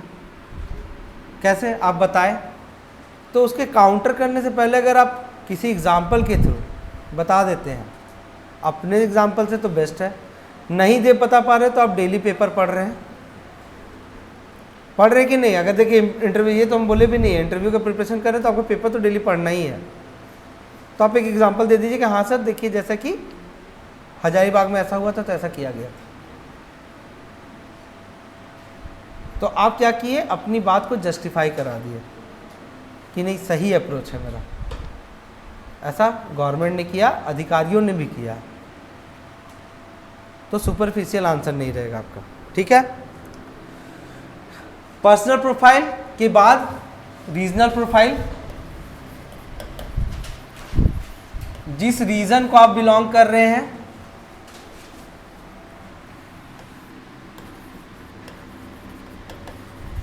छोटा नागपुर के हैं, संथाल परगना के हैं, तो आपको उस पूरे रीजन का पता होना चाहिए। छोटा नागपुर रीजन है तो क्या खासियत है, कहाँ से कहाँ तक फैला हुआ है, बाकी झारखंड से कैसे अलग है, फिर आप जिस कम्युनिटी को बिलोंग कर रहे हैं, अगर आपका ट्राइब है कोई, अपने ट्राइब के बारे में complete knowledge plus comparative knowledge of with other tribes. अगर हम उरांव हैं तो ठीक है, हमको उरांव का सारा प्रथा पता रहना चाहिए, जो नॉर्मल होता है उरांव समुदाय में वो पता होना चाहिए। साथ ही साथ मुंडा में क्या अंतर है, क्योंकि ये आपसे एक्सपेक्ट किया जाएगा कि आप यहाँ रह रहे हैं और यहाँ से जुड़े हुए हैं, तो आपको पता होना चाहिए। और इस टाइप के जितने भी आंसर दीजिए, अपना एक पर्सनल टच डालने का कोशिश करिए। तो अभी क्या होगा कि बेहतर है कि पहले क्वेश्चन प्रिपेयर करिए और उसके बाद उस क्वेश्चंस का आंसर प्रिपेयर करिए, और उस आंसर्स में फिर देखिए स्कोप कि कहाँ पे आप अपने जीवन से कोई एक्सपीरियंस को या कुछ ऐसा पर्सनल टच वाला चीज़ डाल सकते हैं टू फेच एक्स्ट्रा मार्क्स। ठीक है। फिर रीजन, कम्युनिटी, इनके बारे में प्रिपेयर करिए। नेक्स्ट आ जाएगा आपका एडुकेशन। ये माना जाता है कि आप अगर पढ़े हैं तो आपको बेसिक अंडरस्टैंडिंग होना चाहिए। तो सबसे रिक्वेस्ट है, कृपया करके अपने 10th के बुक्स, 12th के बुक्स को एक बार पलट लीजिए। अब अगर मान लीजिए आप हिंदी मीडियम हो, इंग्लिश मीडियम हो, सरकारी स्कूल के हो, प्राइवेट के हो, ये वेल अंडरस्टूड है और ये माना जाता है कि आपको न्यूटन का फर्स्ट लॉ ऑफ मोशन, गति का पहला नियम पता होना चाहिए। होना चाहिए ना। तो ऐसे ऐसे कुछ कुछ चीज़ें होती हैं, बेसिक मैथ पता होना चाहिए, कैलकुलेशन। तो कुछ कुछ चीज़ें ऐसी हैं कि जो कि मतलब जस्ट बिकॉज कि आपने वहाँ पर क्लासेस की हैं, आपको पता होना चाहिए। उतनी चीज़ों को आप पढ़ लीजिए, बियर मिनिमम जो होता है। ठीक है। इंटर का सब्जेक्ट,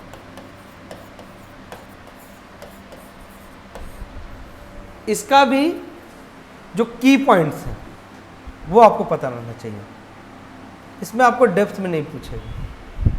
हाँ, लेकिन ऐसा है कि ऐसा भी चीज़ ना हो जाए कि आपसे मान लीजिए इंटर में आपने कॉमर्स लिया है और हम आपसे पूछे कि ऑडिट का मतलब क्या होता है,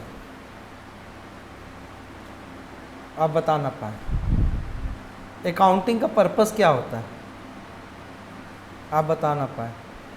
आपने आर्ट्स लिया, आपके सब्जेक्ट हम पूछे कि कौन सा सब्जेक्ट है आपका, आप वो सब्जेक्ट के बारे में बताएं, और उस सब्जेक्ट का जो सबसे बेसिक पार्ट है वो भी अगर आप बता नहीं पाए तो ये ख़राब इंप्रेशन जाएगा।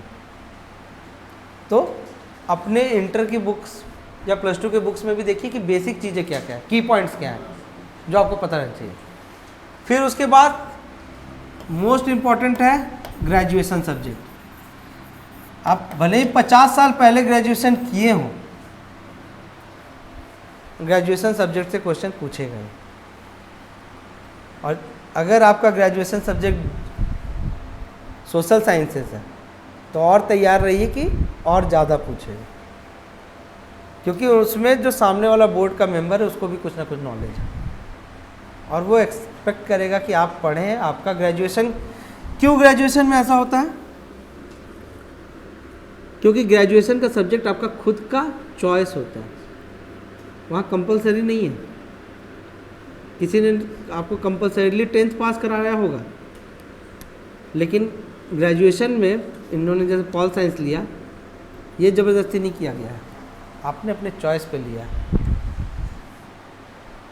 तो आपने अपने चॉइस पे लिया, यानी कि ये माना जा रहा है कि आपको इंटरेस्ट था, भले ही वो आपका अलग हो कि हम तो सर ले लिए थे, उस समय सुने थे कि नंबर अच्छा था, बिना अटेंडेंस का काम चल जाता था, लेकिन यहाँ वहाँ पर ये बताना नहीं है ना।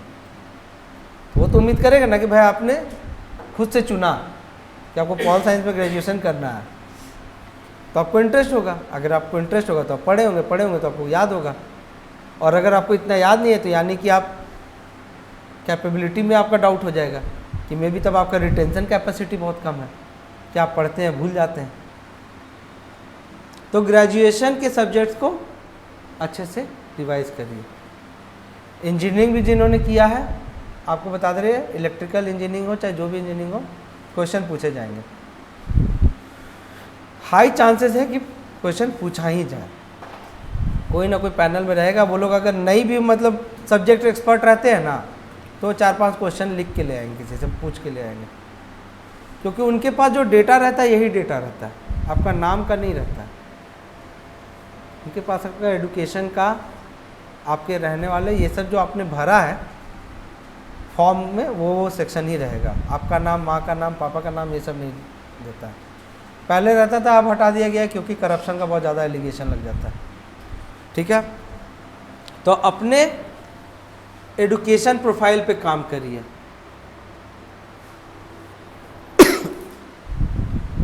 फिर जैसे आपने ग्रेजुएशन किया पॉल साइंस में,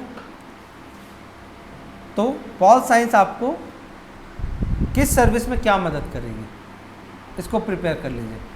सारे सर्विसेज के लिए नहीं पूछा जाएगा, स्पेसिफिक किसी सब्जेक्ट सर्विस के लिए पूछा जा सकता है कि ठीक है, आपके पॉलिटिकल साइंस के नॉलेज से आप झारखंड प्रशासनिक सेवा में क्या बेहतर कर सकते हैं, या कैसे आपका पढ़ा हुआ चीज़ यहाँ अप्लाई होगा। और ये बहुत ज़्यादा इंजीनियरिंग बैकग्राउंड वाले स्टूडेंट से पूछा जाता है कि आप किए इंजीनियरिंग, आ रहे हैं यहाँ पे जर्नलिस्ट काम करने। अगर आप ही बोले आपने कि आपका इलेक्ट्रिकल इंजीनियर, हम बोले कि सर इसमें तो आपको झारखंड फाइनेंस सर्विस में भी आना पड़ सकता है, तो इलेक्ट्रिकल इंजीनियरिंग का क्या नॉलेज का यूटिलाइजेशन कर सकते हैं आप यहाँ पे। तो आपको ऐसे सवालों के लिए खुद को प्रिपेयर करना। कैसे प्रिपेयर करिएगा आप? जैसे पॉल साइंस में मान लीजिए सब्जेक्ट है, सबसे बेस्ट पार्ट रहता है कि आप सिलेबस को निकालिए और फिर सिलेबस के स्पेसिफिक कंटेंट को जोड़िए सर्विस के नेचर ऑफ वर्क से, ताकि आप स्पेसिफिक आंसर दे पाइए कि हाँ हम ये पढ़े थे और सर इससे हम यहाँ पर बेहतर कर सकते हैं, या यहाँ पर ये सब्जेक्ट से हमको समझने में ग्राउंड रियलिटी को मदद मिलेगा। अपने सब्जेक्ट को अपने काम से जोड़ना है, इन सिंपल वर्ड्स, कि जो भी आपने ग्रेजुएशन में सब्जेक्ट लिया है उसको अपने काम जो आप करेंगे यहाँ पर सर्विस ज्वाइन करके, उससे जोड़ना है। ठीक है, इतना ही मेन प्रोफाइल है। जॉब तो इस यहाँ पे किसी ने किया नहीं है कि किया है कहीं पर भी प्राइवेट। अगर आप मेंशन कर रहे हैं वहाँ पर जॉब को अपना, तो वो भी आपको फिर प्रिपेयर करना होगा। तो अभी तो आज हम लोग का लगभग हो गया 1.5 घंटा, 1.5 घंटा ज़्यादा ही हो गया। अब बताइए किसी को कोई कन्फ्यूजन है?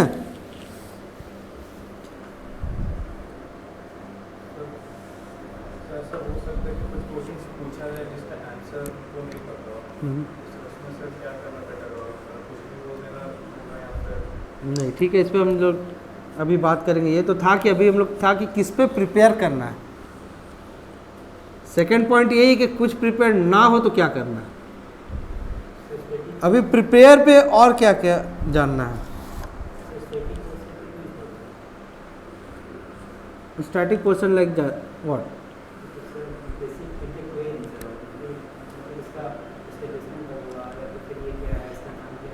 देखिए बहुत ज़्यादा फैक्चुअल तो पूछा नहीं जाता है,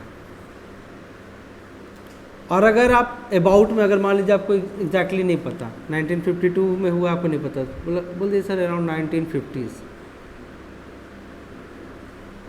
अराउंड, या बोल दिए बिटवीन 1950 और 55, sir I am not sure about it. Factual वाला ज़्यादा नहीं पूछा जाएगा। देखिए सब्जेक्ट नॉलेज ऐसे भी आपका ना चेक हो चुका है, आपसे आपका थिंकिंग बेस ज़्यादा पूछा जाएगा। ठीक है, अभी तक जो डिस्कस हुआ है इसमें किसी को कोई कन्फ्यूजन है तो ये बताइए, कुछ पूछा है तो पूछिए। एक डाउट है सर यहाँ पे अचीवमेंट्स में तो मेंशन नहीं किए, वो मेंशन करना ज़रूरी है कैटेगरी में? तो आप अगर अपना पॉजिटिव एस्पेक्ट अगर लिख रहे हैं तो आप उसमें अचीवमेंट ही ना बताइएगा। अगर आप बोलिएगा कि हम ऑनेस्ट हैं या मेरे अंदर मतलब कि, तो अगर कोई डेडिकेटेड है तो आप उसमें अपना स्पोर्ट्स का अचीवमेंट डाल दीजिए, साथ में एक लाइन जोड़ दीजिए कि सर हम यहाँ पे ये जीते भी थे, ये किए भी थे। वो तो आपका जो पर्सनैलिटी का पॉजिटिव निगेटिव एस्पेक्ट होता है उसमें ही आएगा आपका अचीवमेंट वाला भी।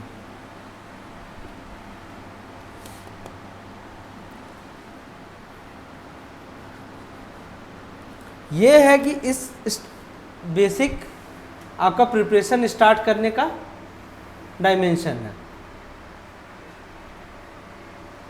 इन डायमेंशंस के रिलेटेड कोई कंफ्यूजन है तो बताएं।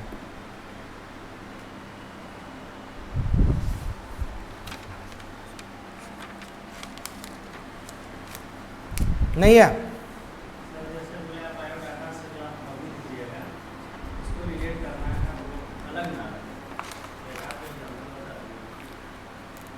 जैसे समझिए, मान लीजिए जैसे हम बोलते हैं कि मेरा हॉबी है जर्नल राइटिंग।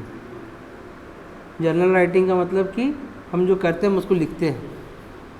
मेरा आदत है कि हम एक मेंटेन करते हैं रिकॉर्ड। ठीक है, हम ये बोलेंगे कि पॉजिटिव एस्पेक्ट है मेरा।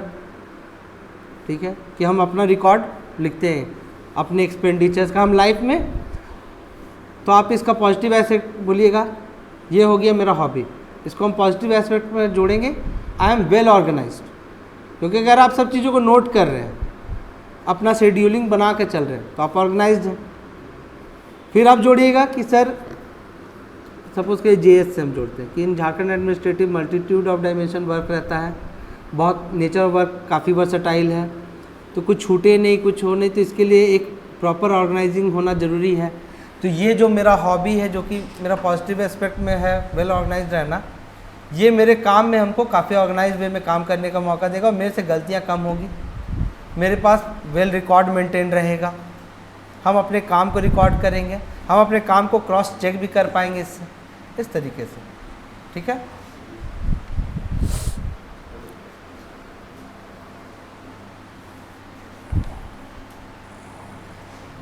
और कुछ?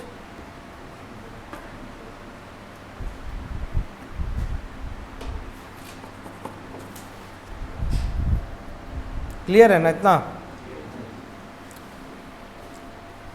अब अगर सपोज करिए, ठीक है, हमने इतनी चीज़ों को प्रिपेयर किया, ये तो हो गया जनरलाइज प्रिपरेशन कि इतना तो करना ही है। इसके अलावा जो माना जा रहा है कि आप करिएगा वो है करंट अफेयर्स। करंट अफेयर्स में क्या? National and international. इंटरनेशनल और सेपरेटली झारखंड। ये अवेयरनेस का पार्ट हो जाता है आपका। ये चेक करने के लिए आपका अवेयरनेस कैसा है। तो इससे पहले जो चीज़ें थे वो आपकी खुद की लाइफ की चीज़ें थी, उनको आपको प्रिपेयर करना था, क्योंकि ग्रेजुएशन सब्जेक्ट आपने लिया है, +2 आप किए थे, 10th आप किए थे, पर्सनालिटी आपका है, पर्सनल जीवन आपका है, घर आपका था, गांव आपका था, सब कुछ आपका था। यहाँ पे ओवरऑल आपका अवेयरनेस का है। तो यहाँ पर हम लोग को करंट अफेयर्स, अब इसमें करंट अफेयर्स में हम लोग क्या पढ़ेंगे? इसमें आपको यहाँ पर पढ़ना है इश्यूज, मुद्दे, फैक्ट नहीं।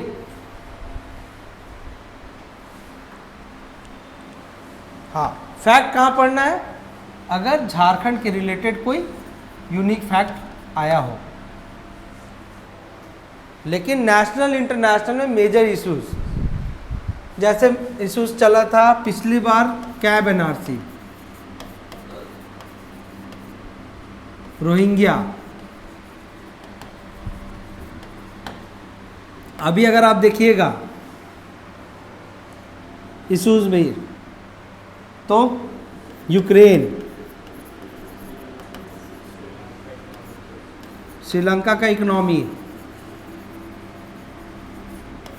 पाकिस्तान का पॉलिटिकल टर्मोइल, ठीक है। फिर कोविड,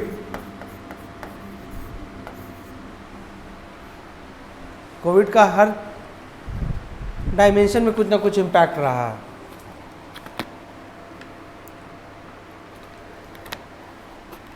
और बताइए।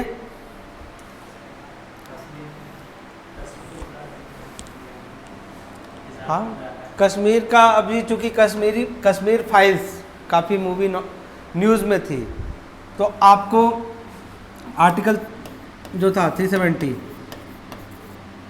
फिर जो कश्मीर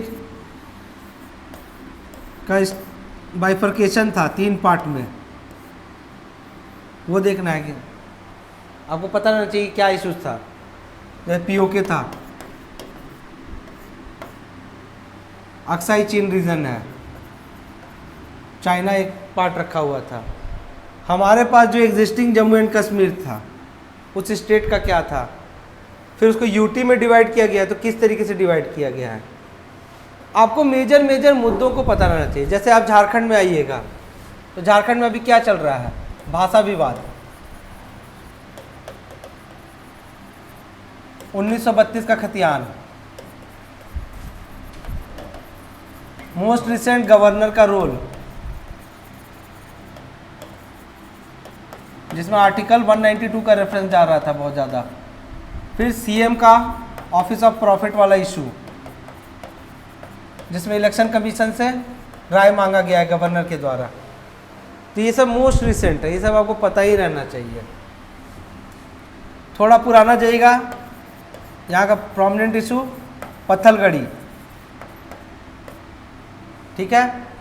अभी माइंस कोलैप्स किए हैं, तो इलीगल माइनिंग, माइन नहीं पूछेगा आपसे, इलीगल माइनिंग का क्वेश्चन पूछेगा, जिसमें आप एग्जांपल दे सकते हैं।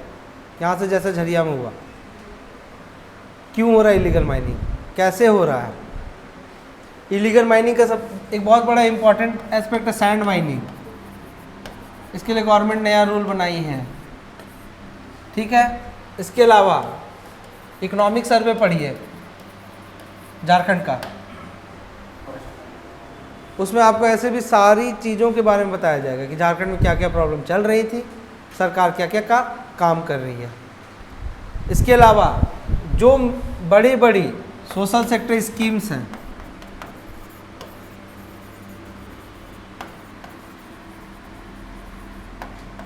सेंट्रल स्टेट के द्वारा, उसके बारे में पढ़िए। और जब भी आप बताएं कि हाँ हम ऐसा करेंगे, तो स्कीम से जोड़कर बताएं, क्योंकि आप इम्प्लीमेंटर हैं, तो आप उसी स्कीम के तहत ही करिएगा, ठीक है।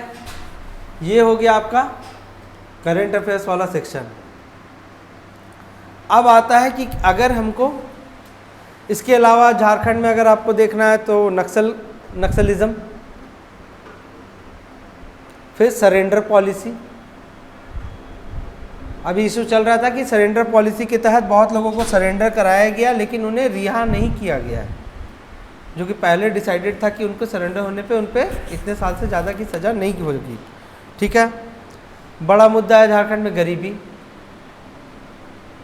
जैसे हम कल एक किन्हीं के साथ मिले थे, वो भी काफ़ी प्रोमिनेंट पोजीशन पे है यहाँ पर, तो वो एक बहुत सही बात बताया। जैसे बात हो रहा था कि एक टाइम था कि जब भी माल न्यूट्रिशन का बात आता था, भूखमरी गरीबी का, हर प्रेजेंटेशन में गवर्नमेंट का स्टार्ट किया जाता था उड़ीसा से। 10-15 साल पहले था कि नहीं सर? उड़ीसा एक एग्जाम्पल था, स्पेशली कालाहांडी रीजन। किसी भी सरकारी प्रेजेंटेशन या किसी के एनजीओ के प्रेजेंटेशन में स्टार्ट वहीं से होता था, माल न्यूट्रिशन के प्रॉब्लम को दिखाने के लिए कि प्रॉब्लम है क्या एग्जैक्टली। अब क्या है, उड़ीसा और कालाहांडी एग्जाम्पल है कि माल न्यूट्रिशन के प्रॉब्लम को ओवरकम कैसे किया जा सकता है। और ये काम हुआ है बिना किसी एक्स्ट्रा सपोर्ट के, बस सही तरीके से जो पैसा आ रहा था उसको चैनलाइज करके। और झारखंड में माल न्यूट्रिशन में झारखंड अभी नीचे से थर्ड है।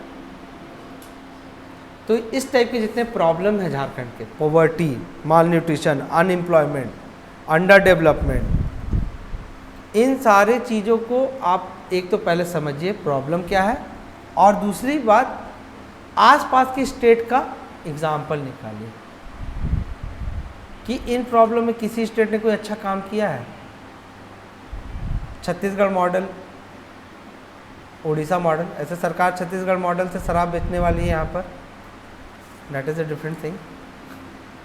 तो ये आपके आंसर को थोड़ा एनरिच कर देगा, आपके अवेयरनेस लेवल को अच्छा दिखाएगा। आप बता सकते हैं, लेकिन ये for the sake of interview है, ये नहीं बोलिएगा कि आप छत्तीसगढ़ के मॉडल को इम्प्लीमेंट कर दीजिएगा। यहाँ पे आपको ये बोलना है कि जैसा छत्तीसगढ़ में किया गया है ऐसा काम यहाँ पे भी किया जाए तो ऐसे फ़ायदा या इससे बेनिफिट हो सकती है। ऐसा मत बोल दीजिएगा कि नहीं सर हम छत्तीसगढ़ का मॉडल इम्प्लीमेंट कर देंगे, ऐसे से हम यहाँ पर गरीबी हटाने के लिए काम करेंगे, क्योंकि वो आपका पावर नहीं है। आप सजेशन दे सकते हैं। अगर आपसे पूछे कि आप हाँ माल न्यूट्रिशन के क्षेत्र में क्या करिएगा, सपोज़ करिए आप सप्लाई ऑफिसर बनते हैं, तो हाँ बोलिएगा सर देखिए जैसा अगर सर कालाहांडी में हुआ तो उसमें अगर देखिए कि आपके लेवल का ऑफिसर का रोल क्या था। अगर ऐसा कोई केस स्टडी का आर्टिकल मिले तो 2-4 आर्टिकल पढ़िए कि जहाँ पे वीडियो ने क्या किया डिफरेंट, आपको झारखंड में मिलेगा। बहुत सारे वीडियो ने अपना मतलब कि अलग तरीके से जो एग्जिस्टिंग चल रहा था उसी फंड में इम्प्लीमेंट करने के दौरान चीज़ों को इम्प्रूव किया है। जैसे आदित्य रंजन सर के बारे में अगर आप जानते होंगे तो उन्होंने आंगनबाड़ी को वेस्ट सिंहभूम में काफ़ी अच्छे तरीके से डेवलप किया है। Centre for education and recreation के रूप में उसको डेवलप किया, आंगनबाड़ी को, सारे आंगनबाड़ी को रेनोवेट किया। तो वो इस टाइप का एग्जाम्पल भी 2-4 देख के रखिए जो आपको हेल्प करे। अब आते हैं कि अगर हमें नहीं पता, नॉट नोइंग, तो क्या करेंगे या क्या सही होना चाहिए। कितने लोग मानते हैं कि कुछ कुछ बोल देना चाहिए, नहीं भी पता है तो हाँ कुछ जानकारी है, प्रॉपर जानकारी नहीं है, उसे अनुमति लेकर बोला जा सकता है। आप पहले ही स्पेसिफाई कर दीजिए अपने आंसर के दौरान ही कि सर हमको कंप्लीटली नहीं पता, लेकिन शायद ऐसा लगता है, ना बोलिए शायद सर ऐसा था, प्रोबेबली, इस टाइप का वर्ड यूज़ कर लीजिए ताकि आप गलत बताए भी तो ये है कि आप पहले से ही क्लियर नहीं थे, आप बस ट्राई कर रहे हैं बताने का। ठीक है, पहला चीज़ कि आप स्टेटमेंट को ऐसा ड्राफ्ट करिए कि आप गलत चीज़ों को डायरेक्टली गलत ना बोलकर पहले ही बोल दीजिए कि सर प्रोबेबली या as far as I know and sir as far as I remember. तो वहाँ पे आप स्कोप दे रहे हैं कि आप गलती कर सकते हो, वो बुरा ना माने। या आप बोल सकते हैं कि सर अभी कंप्लीटली याद नहीं है, जहाँ तक मुझे याद है। तो इससे क्या होगा कि आप पहले स्कोप दे रहे हैं कि हाँ ठीक है आपकी गलती हो सकती है। दूसरी बात इम्पॉर्टेंट, पॉजिटिव आउटलुक में, ये नहीं कि आपको क्वेश्चन पूछा कि आपको नहीं पता तो आप ब्लैंक हो गए, फेशियल एक्सप्रेशन गायब हो गया, माइन्यूट से स्माइल या जो भी मतलब एक रहता है उसके साथ आंसर दीजिए। पॉजिटिवली लीजिए कि sir sorry I don't know right now. आपको सच बोलने में कोई दिक्कत नहीं है, घुमाइए मत, नहीं सर ऐसा ऐसा था शायद। उससे अच्छा है कि आप बोल दीजिए कि सर करेंटली नहीं पता, काफ़ी टाइम हो गया। बेस्ट आंसर रहता है कि सर हम इसको चेक करेंगे, अभी याद नहीं, हम इसको चेक कर लेंगे। इस टाइप का आंसर दीजिए। अभी याद नहीं है, इसको चेक करेंगे से ये मैसेज जाता है ना कि ठीक है चलिए, आपको जिन चीज़ों के बारे में पता नहीं है, आपके अंदर लर्निंग का एक अंदर से ड्राइव है कि आप खुद को अपडेट करना चाहते हैं। सामने वाले को ये समझ में आएगा कि अच्छा ठीक है इसको नहीं पता लेकिन ये चाहता है कि अपडेट होना। तो इस टाइप का आंसर दीजिए। पॉजिटिव आउटलुक रखिए, एक स्माइल के साथ बोल दीजिए कि सर अभी नहीं पता, I will check about it, I will ask my seniors, I will search for it. इससे वो कोई भी आंसर दे दीजिए कि हम उसके बारे में सर्च करेंगे जो भी है। हाँ, आपको ये दिखना चाहिए ह्यूमिलिटी और हम्बलनेस, एरोगेंटली नहीं। हो सकता है आपसे उठपटांग पूछ दिया जाए। मेरे फ्रेंड के साथ पिछला बार ऐसे पूछ दिया, कुछ क्वेश्चन पूछते पूछते कहाँ से किधर उधर कनेक्ट हुआ, पूछते परशुराम कौन था, सर हमको नहीं पता। फिर परशुराम पे ही 2-3 क्वेश्चन पूछ दिया कि अच्छा उसकी माँ कौन। अब देखा जाए तो इरिटेट हो सकता है कि सर हम जब बोले कि हमको परशुराम नहीं पता कौन था, तो अब कहाँ उसके खानदान का बता रहे हैं हमसे। लेकिन यह काम आपको नहीं करना, क्योंकि जज वो करने बैठा है, आपने, और नंबर वही देगा। आपको हम्बलली मना करना है, पोलाइटली बोलना है। जैसे हम अपना ही बता रहे हैं, और आपको ये दिखाना है कि हाँ आप एक्सेप्ट कर रहे हैं चीज़ों को कि आपको नहीं पता, और आप चेक कर सकते हैं। बहुत लोग करते हैं कि एक्सेप्ट नहीं करते कि आपको नहीं पता है, इधर उधर करने से, यहाँ नहीं था ऐसा था, वो बोलेगा कि ऐसा तो नहीं था जी, नहीं सर ऐसा ऐसा था। तो अरे आपको नहीं क्लियर, आप बोल दीजिए नहीं क्लियर। जैसे हम अपना बता रहे हैं कि हम एक क्वेश्चन के दौरान पूछा गया क्या करोगे, तो हम उसमें मोटो होता है संस्कृत का, सर्विस का मोटो रहता है, उस मोटो को अपने आंसर में उस मोटो को यूज़ कर लिए थे। उसके बाद लगातार उन्होंने से 16 मोटो पूछा अलग अलग सर्विसेज का। तो हम बने थे स्मार्ट, वो बना ओवर स्मार्ट कि बताओ ये किसका, ये किसका, ये किसका है। हमें बोले सर नहीं पता, सर नहीं पता, सर नहीं पता। लास्ट में दूसरा बोर्ड में बोल दिया, कह रही इट डजंट नो। ठीक है, तो आपको लेकिन आपको ये नहीं, इरिटेट नहीं होना, इरिटेट नहीं होना। अगर हम उसी में इरिटेट हो जाते कि सर नहीं पता है, तो खराब मैसेज चल जाता। वह वो आपको ग्रिल कर रहा है, उसको भी पता है कि किसी को नहीं पता होगा, क्यों पता रहेगा, क्या कोई लॉजिक नहीं है उसको पता रखने का, कहीं स्टैंडर्ड बुक में तो लिखा नहीं आता है। ठीक है, तो इन चीज़ों पे काम करिए, और ओवर स्मार्ट मत शो नहीं करना है। सामने वाली की बात को मत काटिए। अगर बोला आपने कुछ जवाब दिया गलत, उन्होंने बोला कि गलत है, आप उसे लड़ी मत कि नहीं सर हम तो यहाँ पढ़े थे इसको, आप चेक करिए। इस टाइप का नहीं करना है। अगर आपको उसने टोक दिया कि गलत, या पूछ दिया आर यू श्योर, तो अगर आपको एकदम 100% श्योरिटी है तब आप हम्बली बोलिए yes sir I am perfectly sure about. इसमें भी आपको ओवर एक्साइट नहीं होना है कि नहीं सर हम एकदम सही हैं। आपको हम्बली बोलना है कि हाँ सर श्योर है। अगर श्योर नहीं है तो पोलाइटली बता दिए कि सर श्योर नहीं है, हमको भी चेक करना पड़ सकता है। गलत होना कभी भी इंटरव्यू में ब्लंडर नहीं है। गलत को स्ट्रांगली सही बोलना ये गलत है। अगर आपको टोक दिया गलत है, कोई दिक्कत नहीं, गलती मान लीजिए। ठीक है, और बेस्ट रहता है कि घुमाइए मत, और कोई फेक आंसर मत दीजिए। फेक आंसर, झूठ, इस टाइप की चीज़ों को अवॉइड करिए। और अगर आपको कि कोई झूठ बोलना भी है तो उस झूठ को इतना बार सोच लीजिए अपने दिमाग में कि वो आपके लिए ही सही हो, कि आपसे सपने में भी कोई आप पूछे या कहीं इधर उधर अचानक भी कोई पूछ दे तो आपके मुंह से झूठ ही निकले, तभी वो आपका झूठ पकड़ा नहीं जाएगा। ठीक है। और बेस्ट ये है कि अगर आपको नहीं आता आप पोलाइटली बोल दीजिए कि सर अभी नहीं पता, मैं भी बहुत पहले देखे थे, पढ़े थे, अभी ध्यान में नहीं है, हम इसके बारे में चेक कर लेंगे। सबसे बेस्ट आंसर यही रहता है। ठीक है। और इसके अलावा कुछ सिचुएशन एंड कंडीशनल क्वेश्चंस रहते हैं कि जैसे पूछा जा सकता है कि आप अगर उस जगह पर रहते तो क्या करते, तो ये आपको उस टाइम पे ही डिसाइड करना होगा, क्योंकि आप ये पहले से प्लान करके नहीं जा सकते।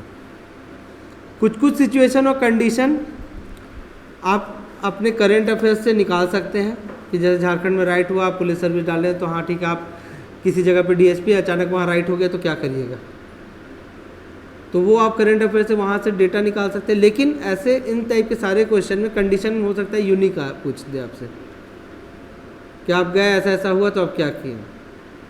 जैसे आपको बता रहे हैं कि यूपीएससी में 2014 में इंटरव्यू में एक क्वेश्चन पूछा गया था कि अगर आप किसी जगह पर डीएम हैं और वहाँ पर लोग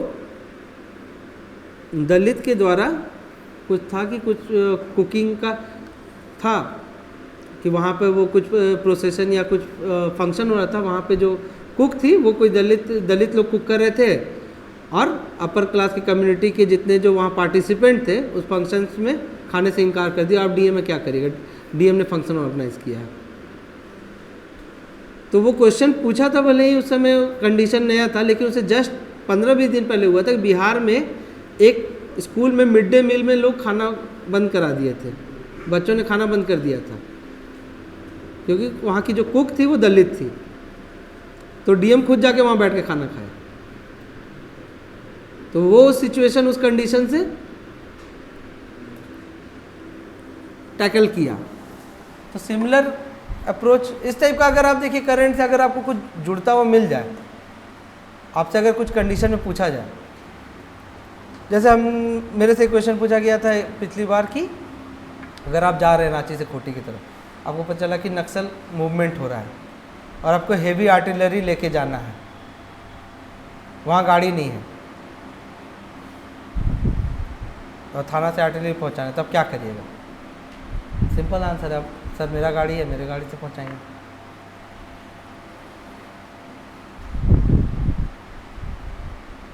प्रेजेंस ऑफ माइंड वाला होता है। तो इस टाइप के कंडीशनल और सिचुएशन क्वेश्चन के लिए आपको तैयार रहना होगा।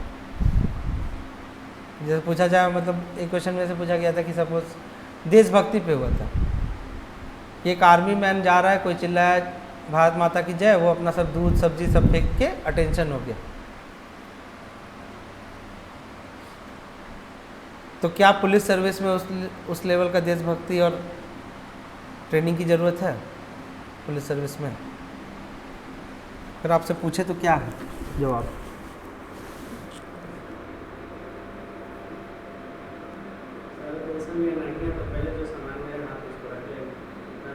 तो आर्मी क्या है? आर्मी में ट्रेनिंग रहता है डिफरेंट लेवल का, पुलिसिंग का ट्रेनिंग डिफरेंट है। आर्मी की ट्रेनिंग में आपको जज नहीं करना है ऑर्डर क्या आया, कभी जज नहीं करना है। वहाँ अगर आप जज करने लगे तब तो फिर नेशनल सिक्योरिटी का इशू हो जाएगा। अंतर क्या है? आर्मी बाहर वालों से लड़ने के लिए, पुलिस जो है घर के लोगों से लड़ने के लिए। यहाँ पे आप एक्सट्रीम फोर्स अप्लाई नहीं कर सकते, यही बहुत बड़ा अंतर है। और इसीलिए सीआरपीएफ सेंट्रल फोर्सेस को क्यों लाया जाता है नक्सल क्षेत्र में? क्योंकि पुलिस जो है, पुलिस वहाँ की लोकल रहती है, उनके सेंटिमेंट्स जुड़े हुए हैं। और ये इसके दोनों एस्पेक्ट हैं, नेगेटिव एस्पेक्ट भी माना जाता है। Arm force special power act को क्यों लोग अपोज करते हैं? क्योंकि वो लोग एक्सट्रीम मेजर्स ले लेता है, जो नीड नहीं है वो भी करेगा वो। तो यहाँ पर पुलिसिंग और आर्मी, इसमें अंतर है। ठीक है। तो ये सिचुएशन बेस्ड क्वेश्चन अगर रहेंगे कि मान लीजिए किसी आप पे किसी प्रखंड में वीडियो है, वहाँ पे किसी का भूख मतलब सॉरी राशन ना पहुँचने से मौत हो जाता है और आपके ऊपर शो कॉज हुआ है, तो आप क्या करिएगा?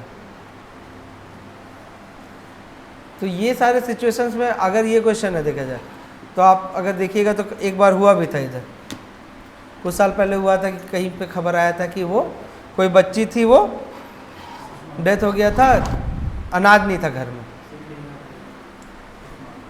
तो इस टाइप की सिचुएशन अगर आप करंट अफेयर्स में पढ़ रहे हैं तो आप देखिए कि फिर क्या प्रोसेस किया सरकार ने, और आगे से ऐसा ना हो। आपको देखिए जो हो चुका है, एक चीज़ हम बता रहे हैं, जो हो चुका है उसको आप बेहतर करने के लिए कुछ नहीं कर सकते।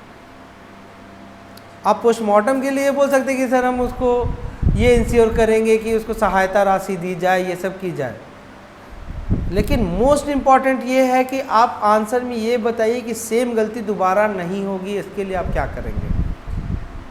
ठीक है, प्रोत्साहन राशि या प्रोत्साहन राशि तो गलत वर्ड हो जाएगा, सहायता राशि जो है या मदद जो है, ठीक है आप दे दिए, एक परिवार को मदद दे दिए, वो ख़त्म हो गया इशू, लेकिन सिमिलर दोबारा किसी परिवार के साथ ऐसा ना हो, इसके लिए आप क्या करेंगे।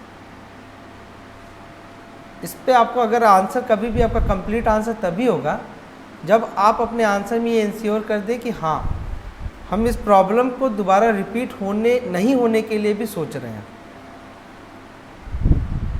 अगर गवर्नमेंट ही जैसे अभी मान लीजिए जैसे रोपवे इंसिडेंट हुआ फॉर एग्जांपल, आपसे पूछा जाता है, सपोज करिए आपसे ही पूछते कि क्या हुआ त्रिकुट पहाड़ी पे रोपवे इंसिडेंट में,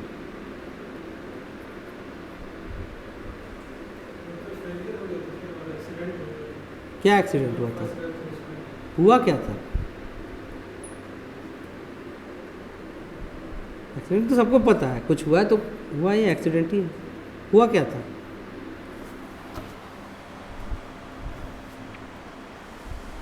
तो पहले तो यही पता रहना चाहिए था कि हुआ क्या था। मैकेनिकल फेलियर था, वायर हुआ था, वायर का प्रॉब्लम हुआ था, वायर टूट गया था, फंस गया था, तो जितना रनिंग था सब वहीं रुक गया। अब इसके बाद अगर पूछा जाए कि ठीक है आप बोलेंगे कि नहीं हम जो जितने मृतक थे उनको 3-3 लाख सहायता राशि दे देंगे, ये सॉल्यूशन है? कंप्लीट हुआ? आप बोलिएगा रोपवे बंद करा देंगे, ये सॉल्यूशन है?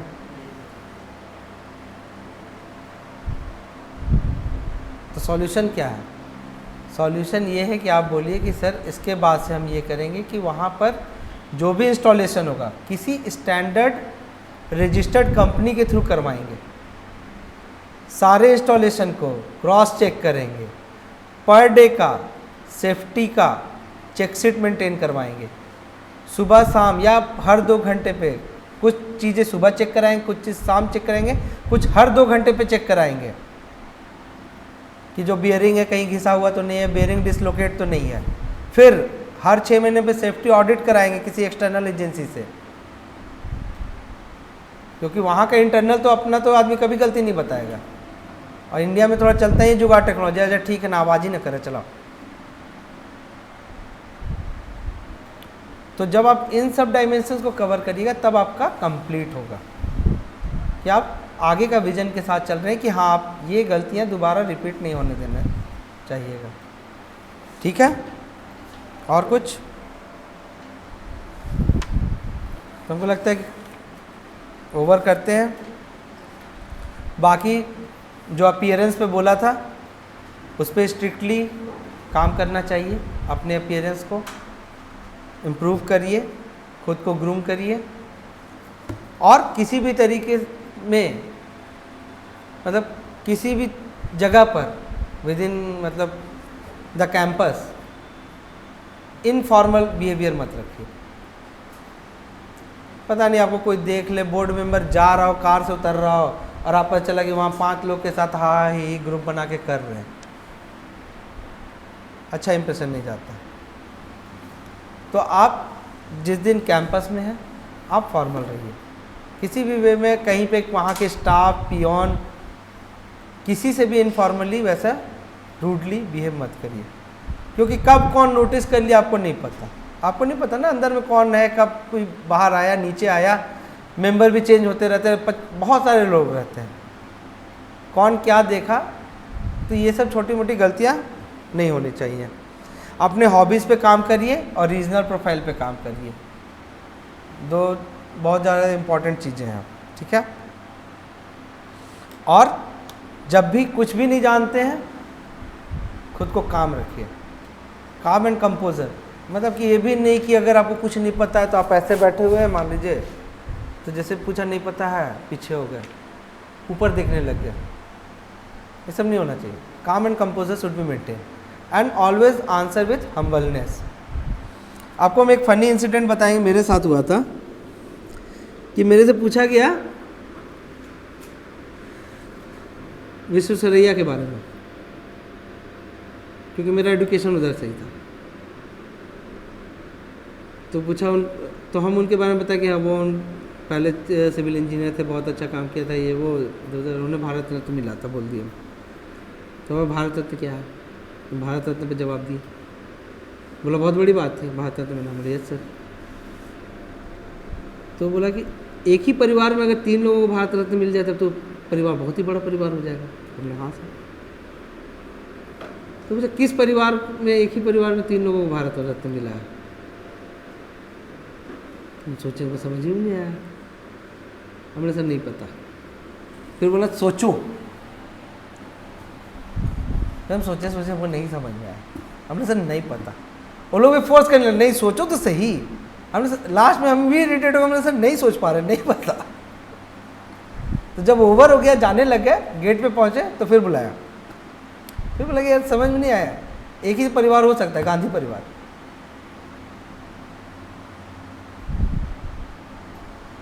नेहरू, इंदिरा गांधी, राजीव गांधी। बोला और किस परिवार में लोग एक दूसरे को भारत रत्न दे रहे हैं। सिंपल प्रेजेंस ऑफ माइंड का क्वेश्चन था। मैं भी दे दिए रहते तो और 10 नंबर ज़्यादा रहता, कोई बेटर सर्विस मिल जाता। तो थोड़ा सा अलर्ट रहिए और लॉजिक लगाइए कि क्वेश्चन के पीछे कुछ तो लॉजिक होगा। आपसे रैंडमली बहुत बड़ा फैक्ट तो ऐसे पूछेगा नहीं, इतना बेवकूफ़ वो लोग नहीं बैठा। देखिए लोग यहाँ बैठे बैठे ना बहुत कुछ बोल देता है। अगर आप देखिएगा लोग ऐसे ही बोल देंगे कि अरे वो करप्ट है, ये करप्ट है, पैसा दे दिया होगा। जिसको नंबर नहीं आएगा वो बोलेगा पैसा दे दिया होगा, जिसको नंबर आ गया वो बोलेगा कि दूसरा को इसके बारे में बोल देगा कि अच्छा ये पैसा दे दिया होगा, वो बोलेगा सीट बिक गया। ये सब चलते रहता है। लेकिन आपको बता दे रहा हूँ, वहाँ कोई भी बेवकूफ़ इंसान आपको नहीं दिखने वाला। आपको इस बार भी बता दे रहे कॉपी चेक हो रहा है, तो कॉपी चेक करने के लिए ऐसा नहीं है कि आपको यहाँ से लोकल किसी प्रोफेसर को बुला के कॉपी चेक कर लीजिए। कॉपी भी हमें बाहर के लेक्चर से हुआ। और इस बार जितने अलग अलग स्टेट के लेक्चर आए, हमको नहीं लगता कभी पहले आए होंगे। पंजाब, हरियाणा, कहाँ कहाँ से लेक्चर सब आए थे। तो इतना ऐसा नहीं है कि बजट इनके पास नहीं रहता, पैसा नहीं है। और झारखंड में ऑफिसर्स ऐसे नहीं है कि ऑफिसर्स की कमी है। यहाँ रिटायर्ड कितने IAS ऑफिसर अभी रह रहे होंगे, उन लोग को बुलाया जाएगा। जो चीफ सेक्रेटरी पोजीशन से रिटायर किए हुए, जो इधर उधर काम कर रहे हैं, अभी अलग अलग कमीशंस में हैं या किसी आयोग, मतलब इधर उधर कहीं पे भी डेपुटेशन पे हैं, किन्हीं को बुलाया जा सकता है। तो उन लोगों में से कोई भी बेवकूफ़ नहीं है। और आपसे कुछ पूछ रहा है तो उसके पीछे कुछ लॉजिक होगा। तो अगर आपको नहीं, ऐसा किसी क्वेश्चन में नहीं समझ में आया, तो अगर आप लॉजिक भी पकड़ लेते हैं तो बहुत फ़ायदा मिलेगा। ठीक है, चलिए, थैंक्स अ लॉट। बाकी शहनवाज सर लोग तो फिर आपसे कोऑर्डिनेट करेंगे ही। अगर फिर देखिए जैसा रिज़ल्ट आएगा तो उसके बाद करिएगा। अच्छा हाँ, सॉरी सर।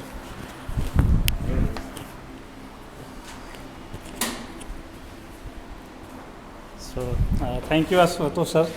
अब इतना इलोबरेटिव क्लास जो है इंटरव्यू के लिए, शायद ही कहीं, मेरे पर्सनल एक्सपीरियंस भी है कि फ्रॉम एंट्री टू एग्जिस्ट सारा कुछ सर डिटेल बता दिया। हो सकता है आप लोग सम ऑफ देम मतलब गेटिंग बोर्ड कि हाँ बहुत ज़्यादा टाइम जा रहा है, लेकिन याद रखना पूरे जर्नी में, ठीक है, ये क्लास को हमेशा याद रखोगे। क्योंकि मैं भी सेंट्रल सर्विसेज, ऐसा नहीं कि एक्सपीरियंस है, लेकिन जो इंटरव्यू का क्लास होता है बहुत डिटेल्ड, जो अप्रोच था सर का बहुत ही डिटेल था। अगर किसी का मिस हो गया हो तो वीडियो फिर भी अपलोड हो जाएगी, वो आप लोग देख लीजिएगा। जैसा सर बोले हैं काम रहिएगा, प्रेजेंस ऑफ माइंड रखिएगा, वो सारा कुछ तो बहुत वैलिड है, तो हमेशा ही जीवन में। ठीक है, आज की क्लास को मैं खुद कह रहा हूँ अपने बारे में कि नहीं, ये स्ट्रक्चर्ड क्लास था, जिसको बोलते हो ना स्ट्रक्चर्ड, कि अपीयरेंस से लेके पर्सनल गाइडेंस से लेके पर्सनल एजुकेशन से लेके, ठीक है, प्रोजेक्ट वर्क से लेके, नहीं आता है वो भी। तो इसके लिए आशुतोष सर का धन्यवाद, और आप लोग आए। ठीक है, हो सकता है कहीं ना कहीं आप लोग जीवन में कभी सेलेक्ट होइए, तो इस क्लास को ज़रूर याद रखिएगा, और हमारा काम जो है वो सार्थक हो जाएगा कि हम लोग ऑर्गेनाइज़ किए तो आप लोग प्रोडक्टिव, मतलब कुछ रिजल्ट आया, आउटपुट आया। ठीक है, और हमारे तरफ से भी बहुत बहुत धन्यवाद आप लोगों का। ओके, और हमारा मॉक इंटरव्यू जो है वो जैसे ही आपका ये क्या आशुतोष सर बने रहेंगे, 2 DYSP हैं वो बने रहेंगे, एक साइकोलॉजिस्ट प्रोफेसर है वो बने रहेंगे हमारे साथ। तो हमारा पैनल अच्छा है, मजबूत है, और जैसे ही रिजल्ट आएगा, क्योंकि समय ज़्यादा नहीं मिलने वाला आप लोग को इंटरव्यू में, हो सकता है 10 दिन में वो बुला ले, तो हमारे यहाँ मॉक इंटरव्यू भी शुरू हो जाएगा। तो आप लोगों को जो मैनेजमेंट का नंबर दिया है आप उस पर कंसल्ट कर सकते हैं आराम से। ठीक है, और फीस की चिंता बिल्कुल नहीं कीजिएगा। Okay okay, thank you.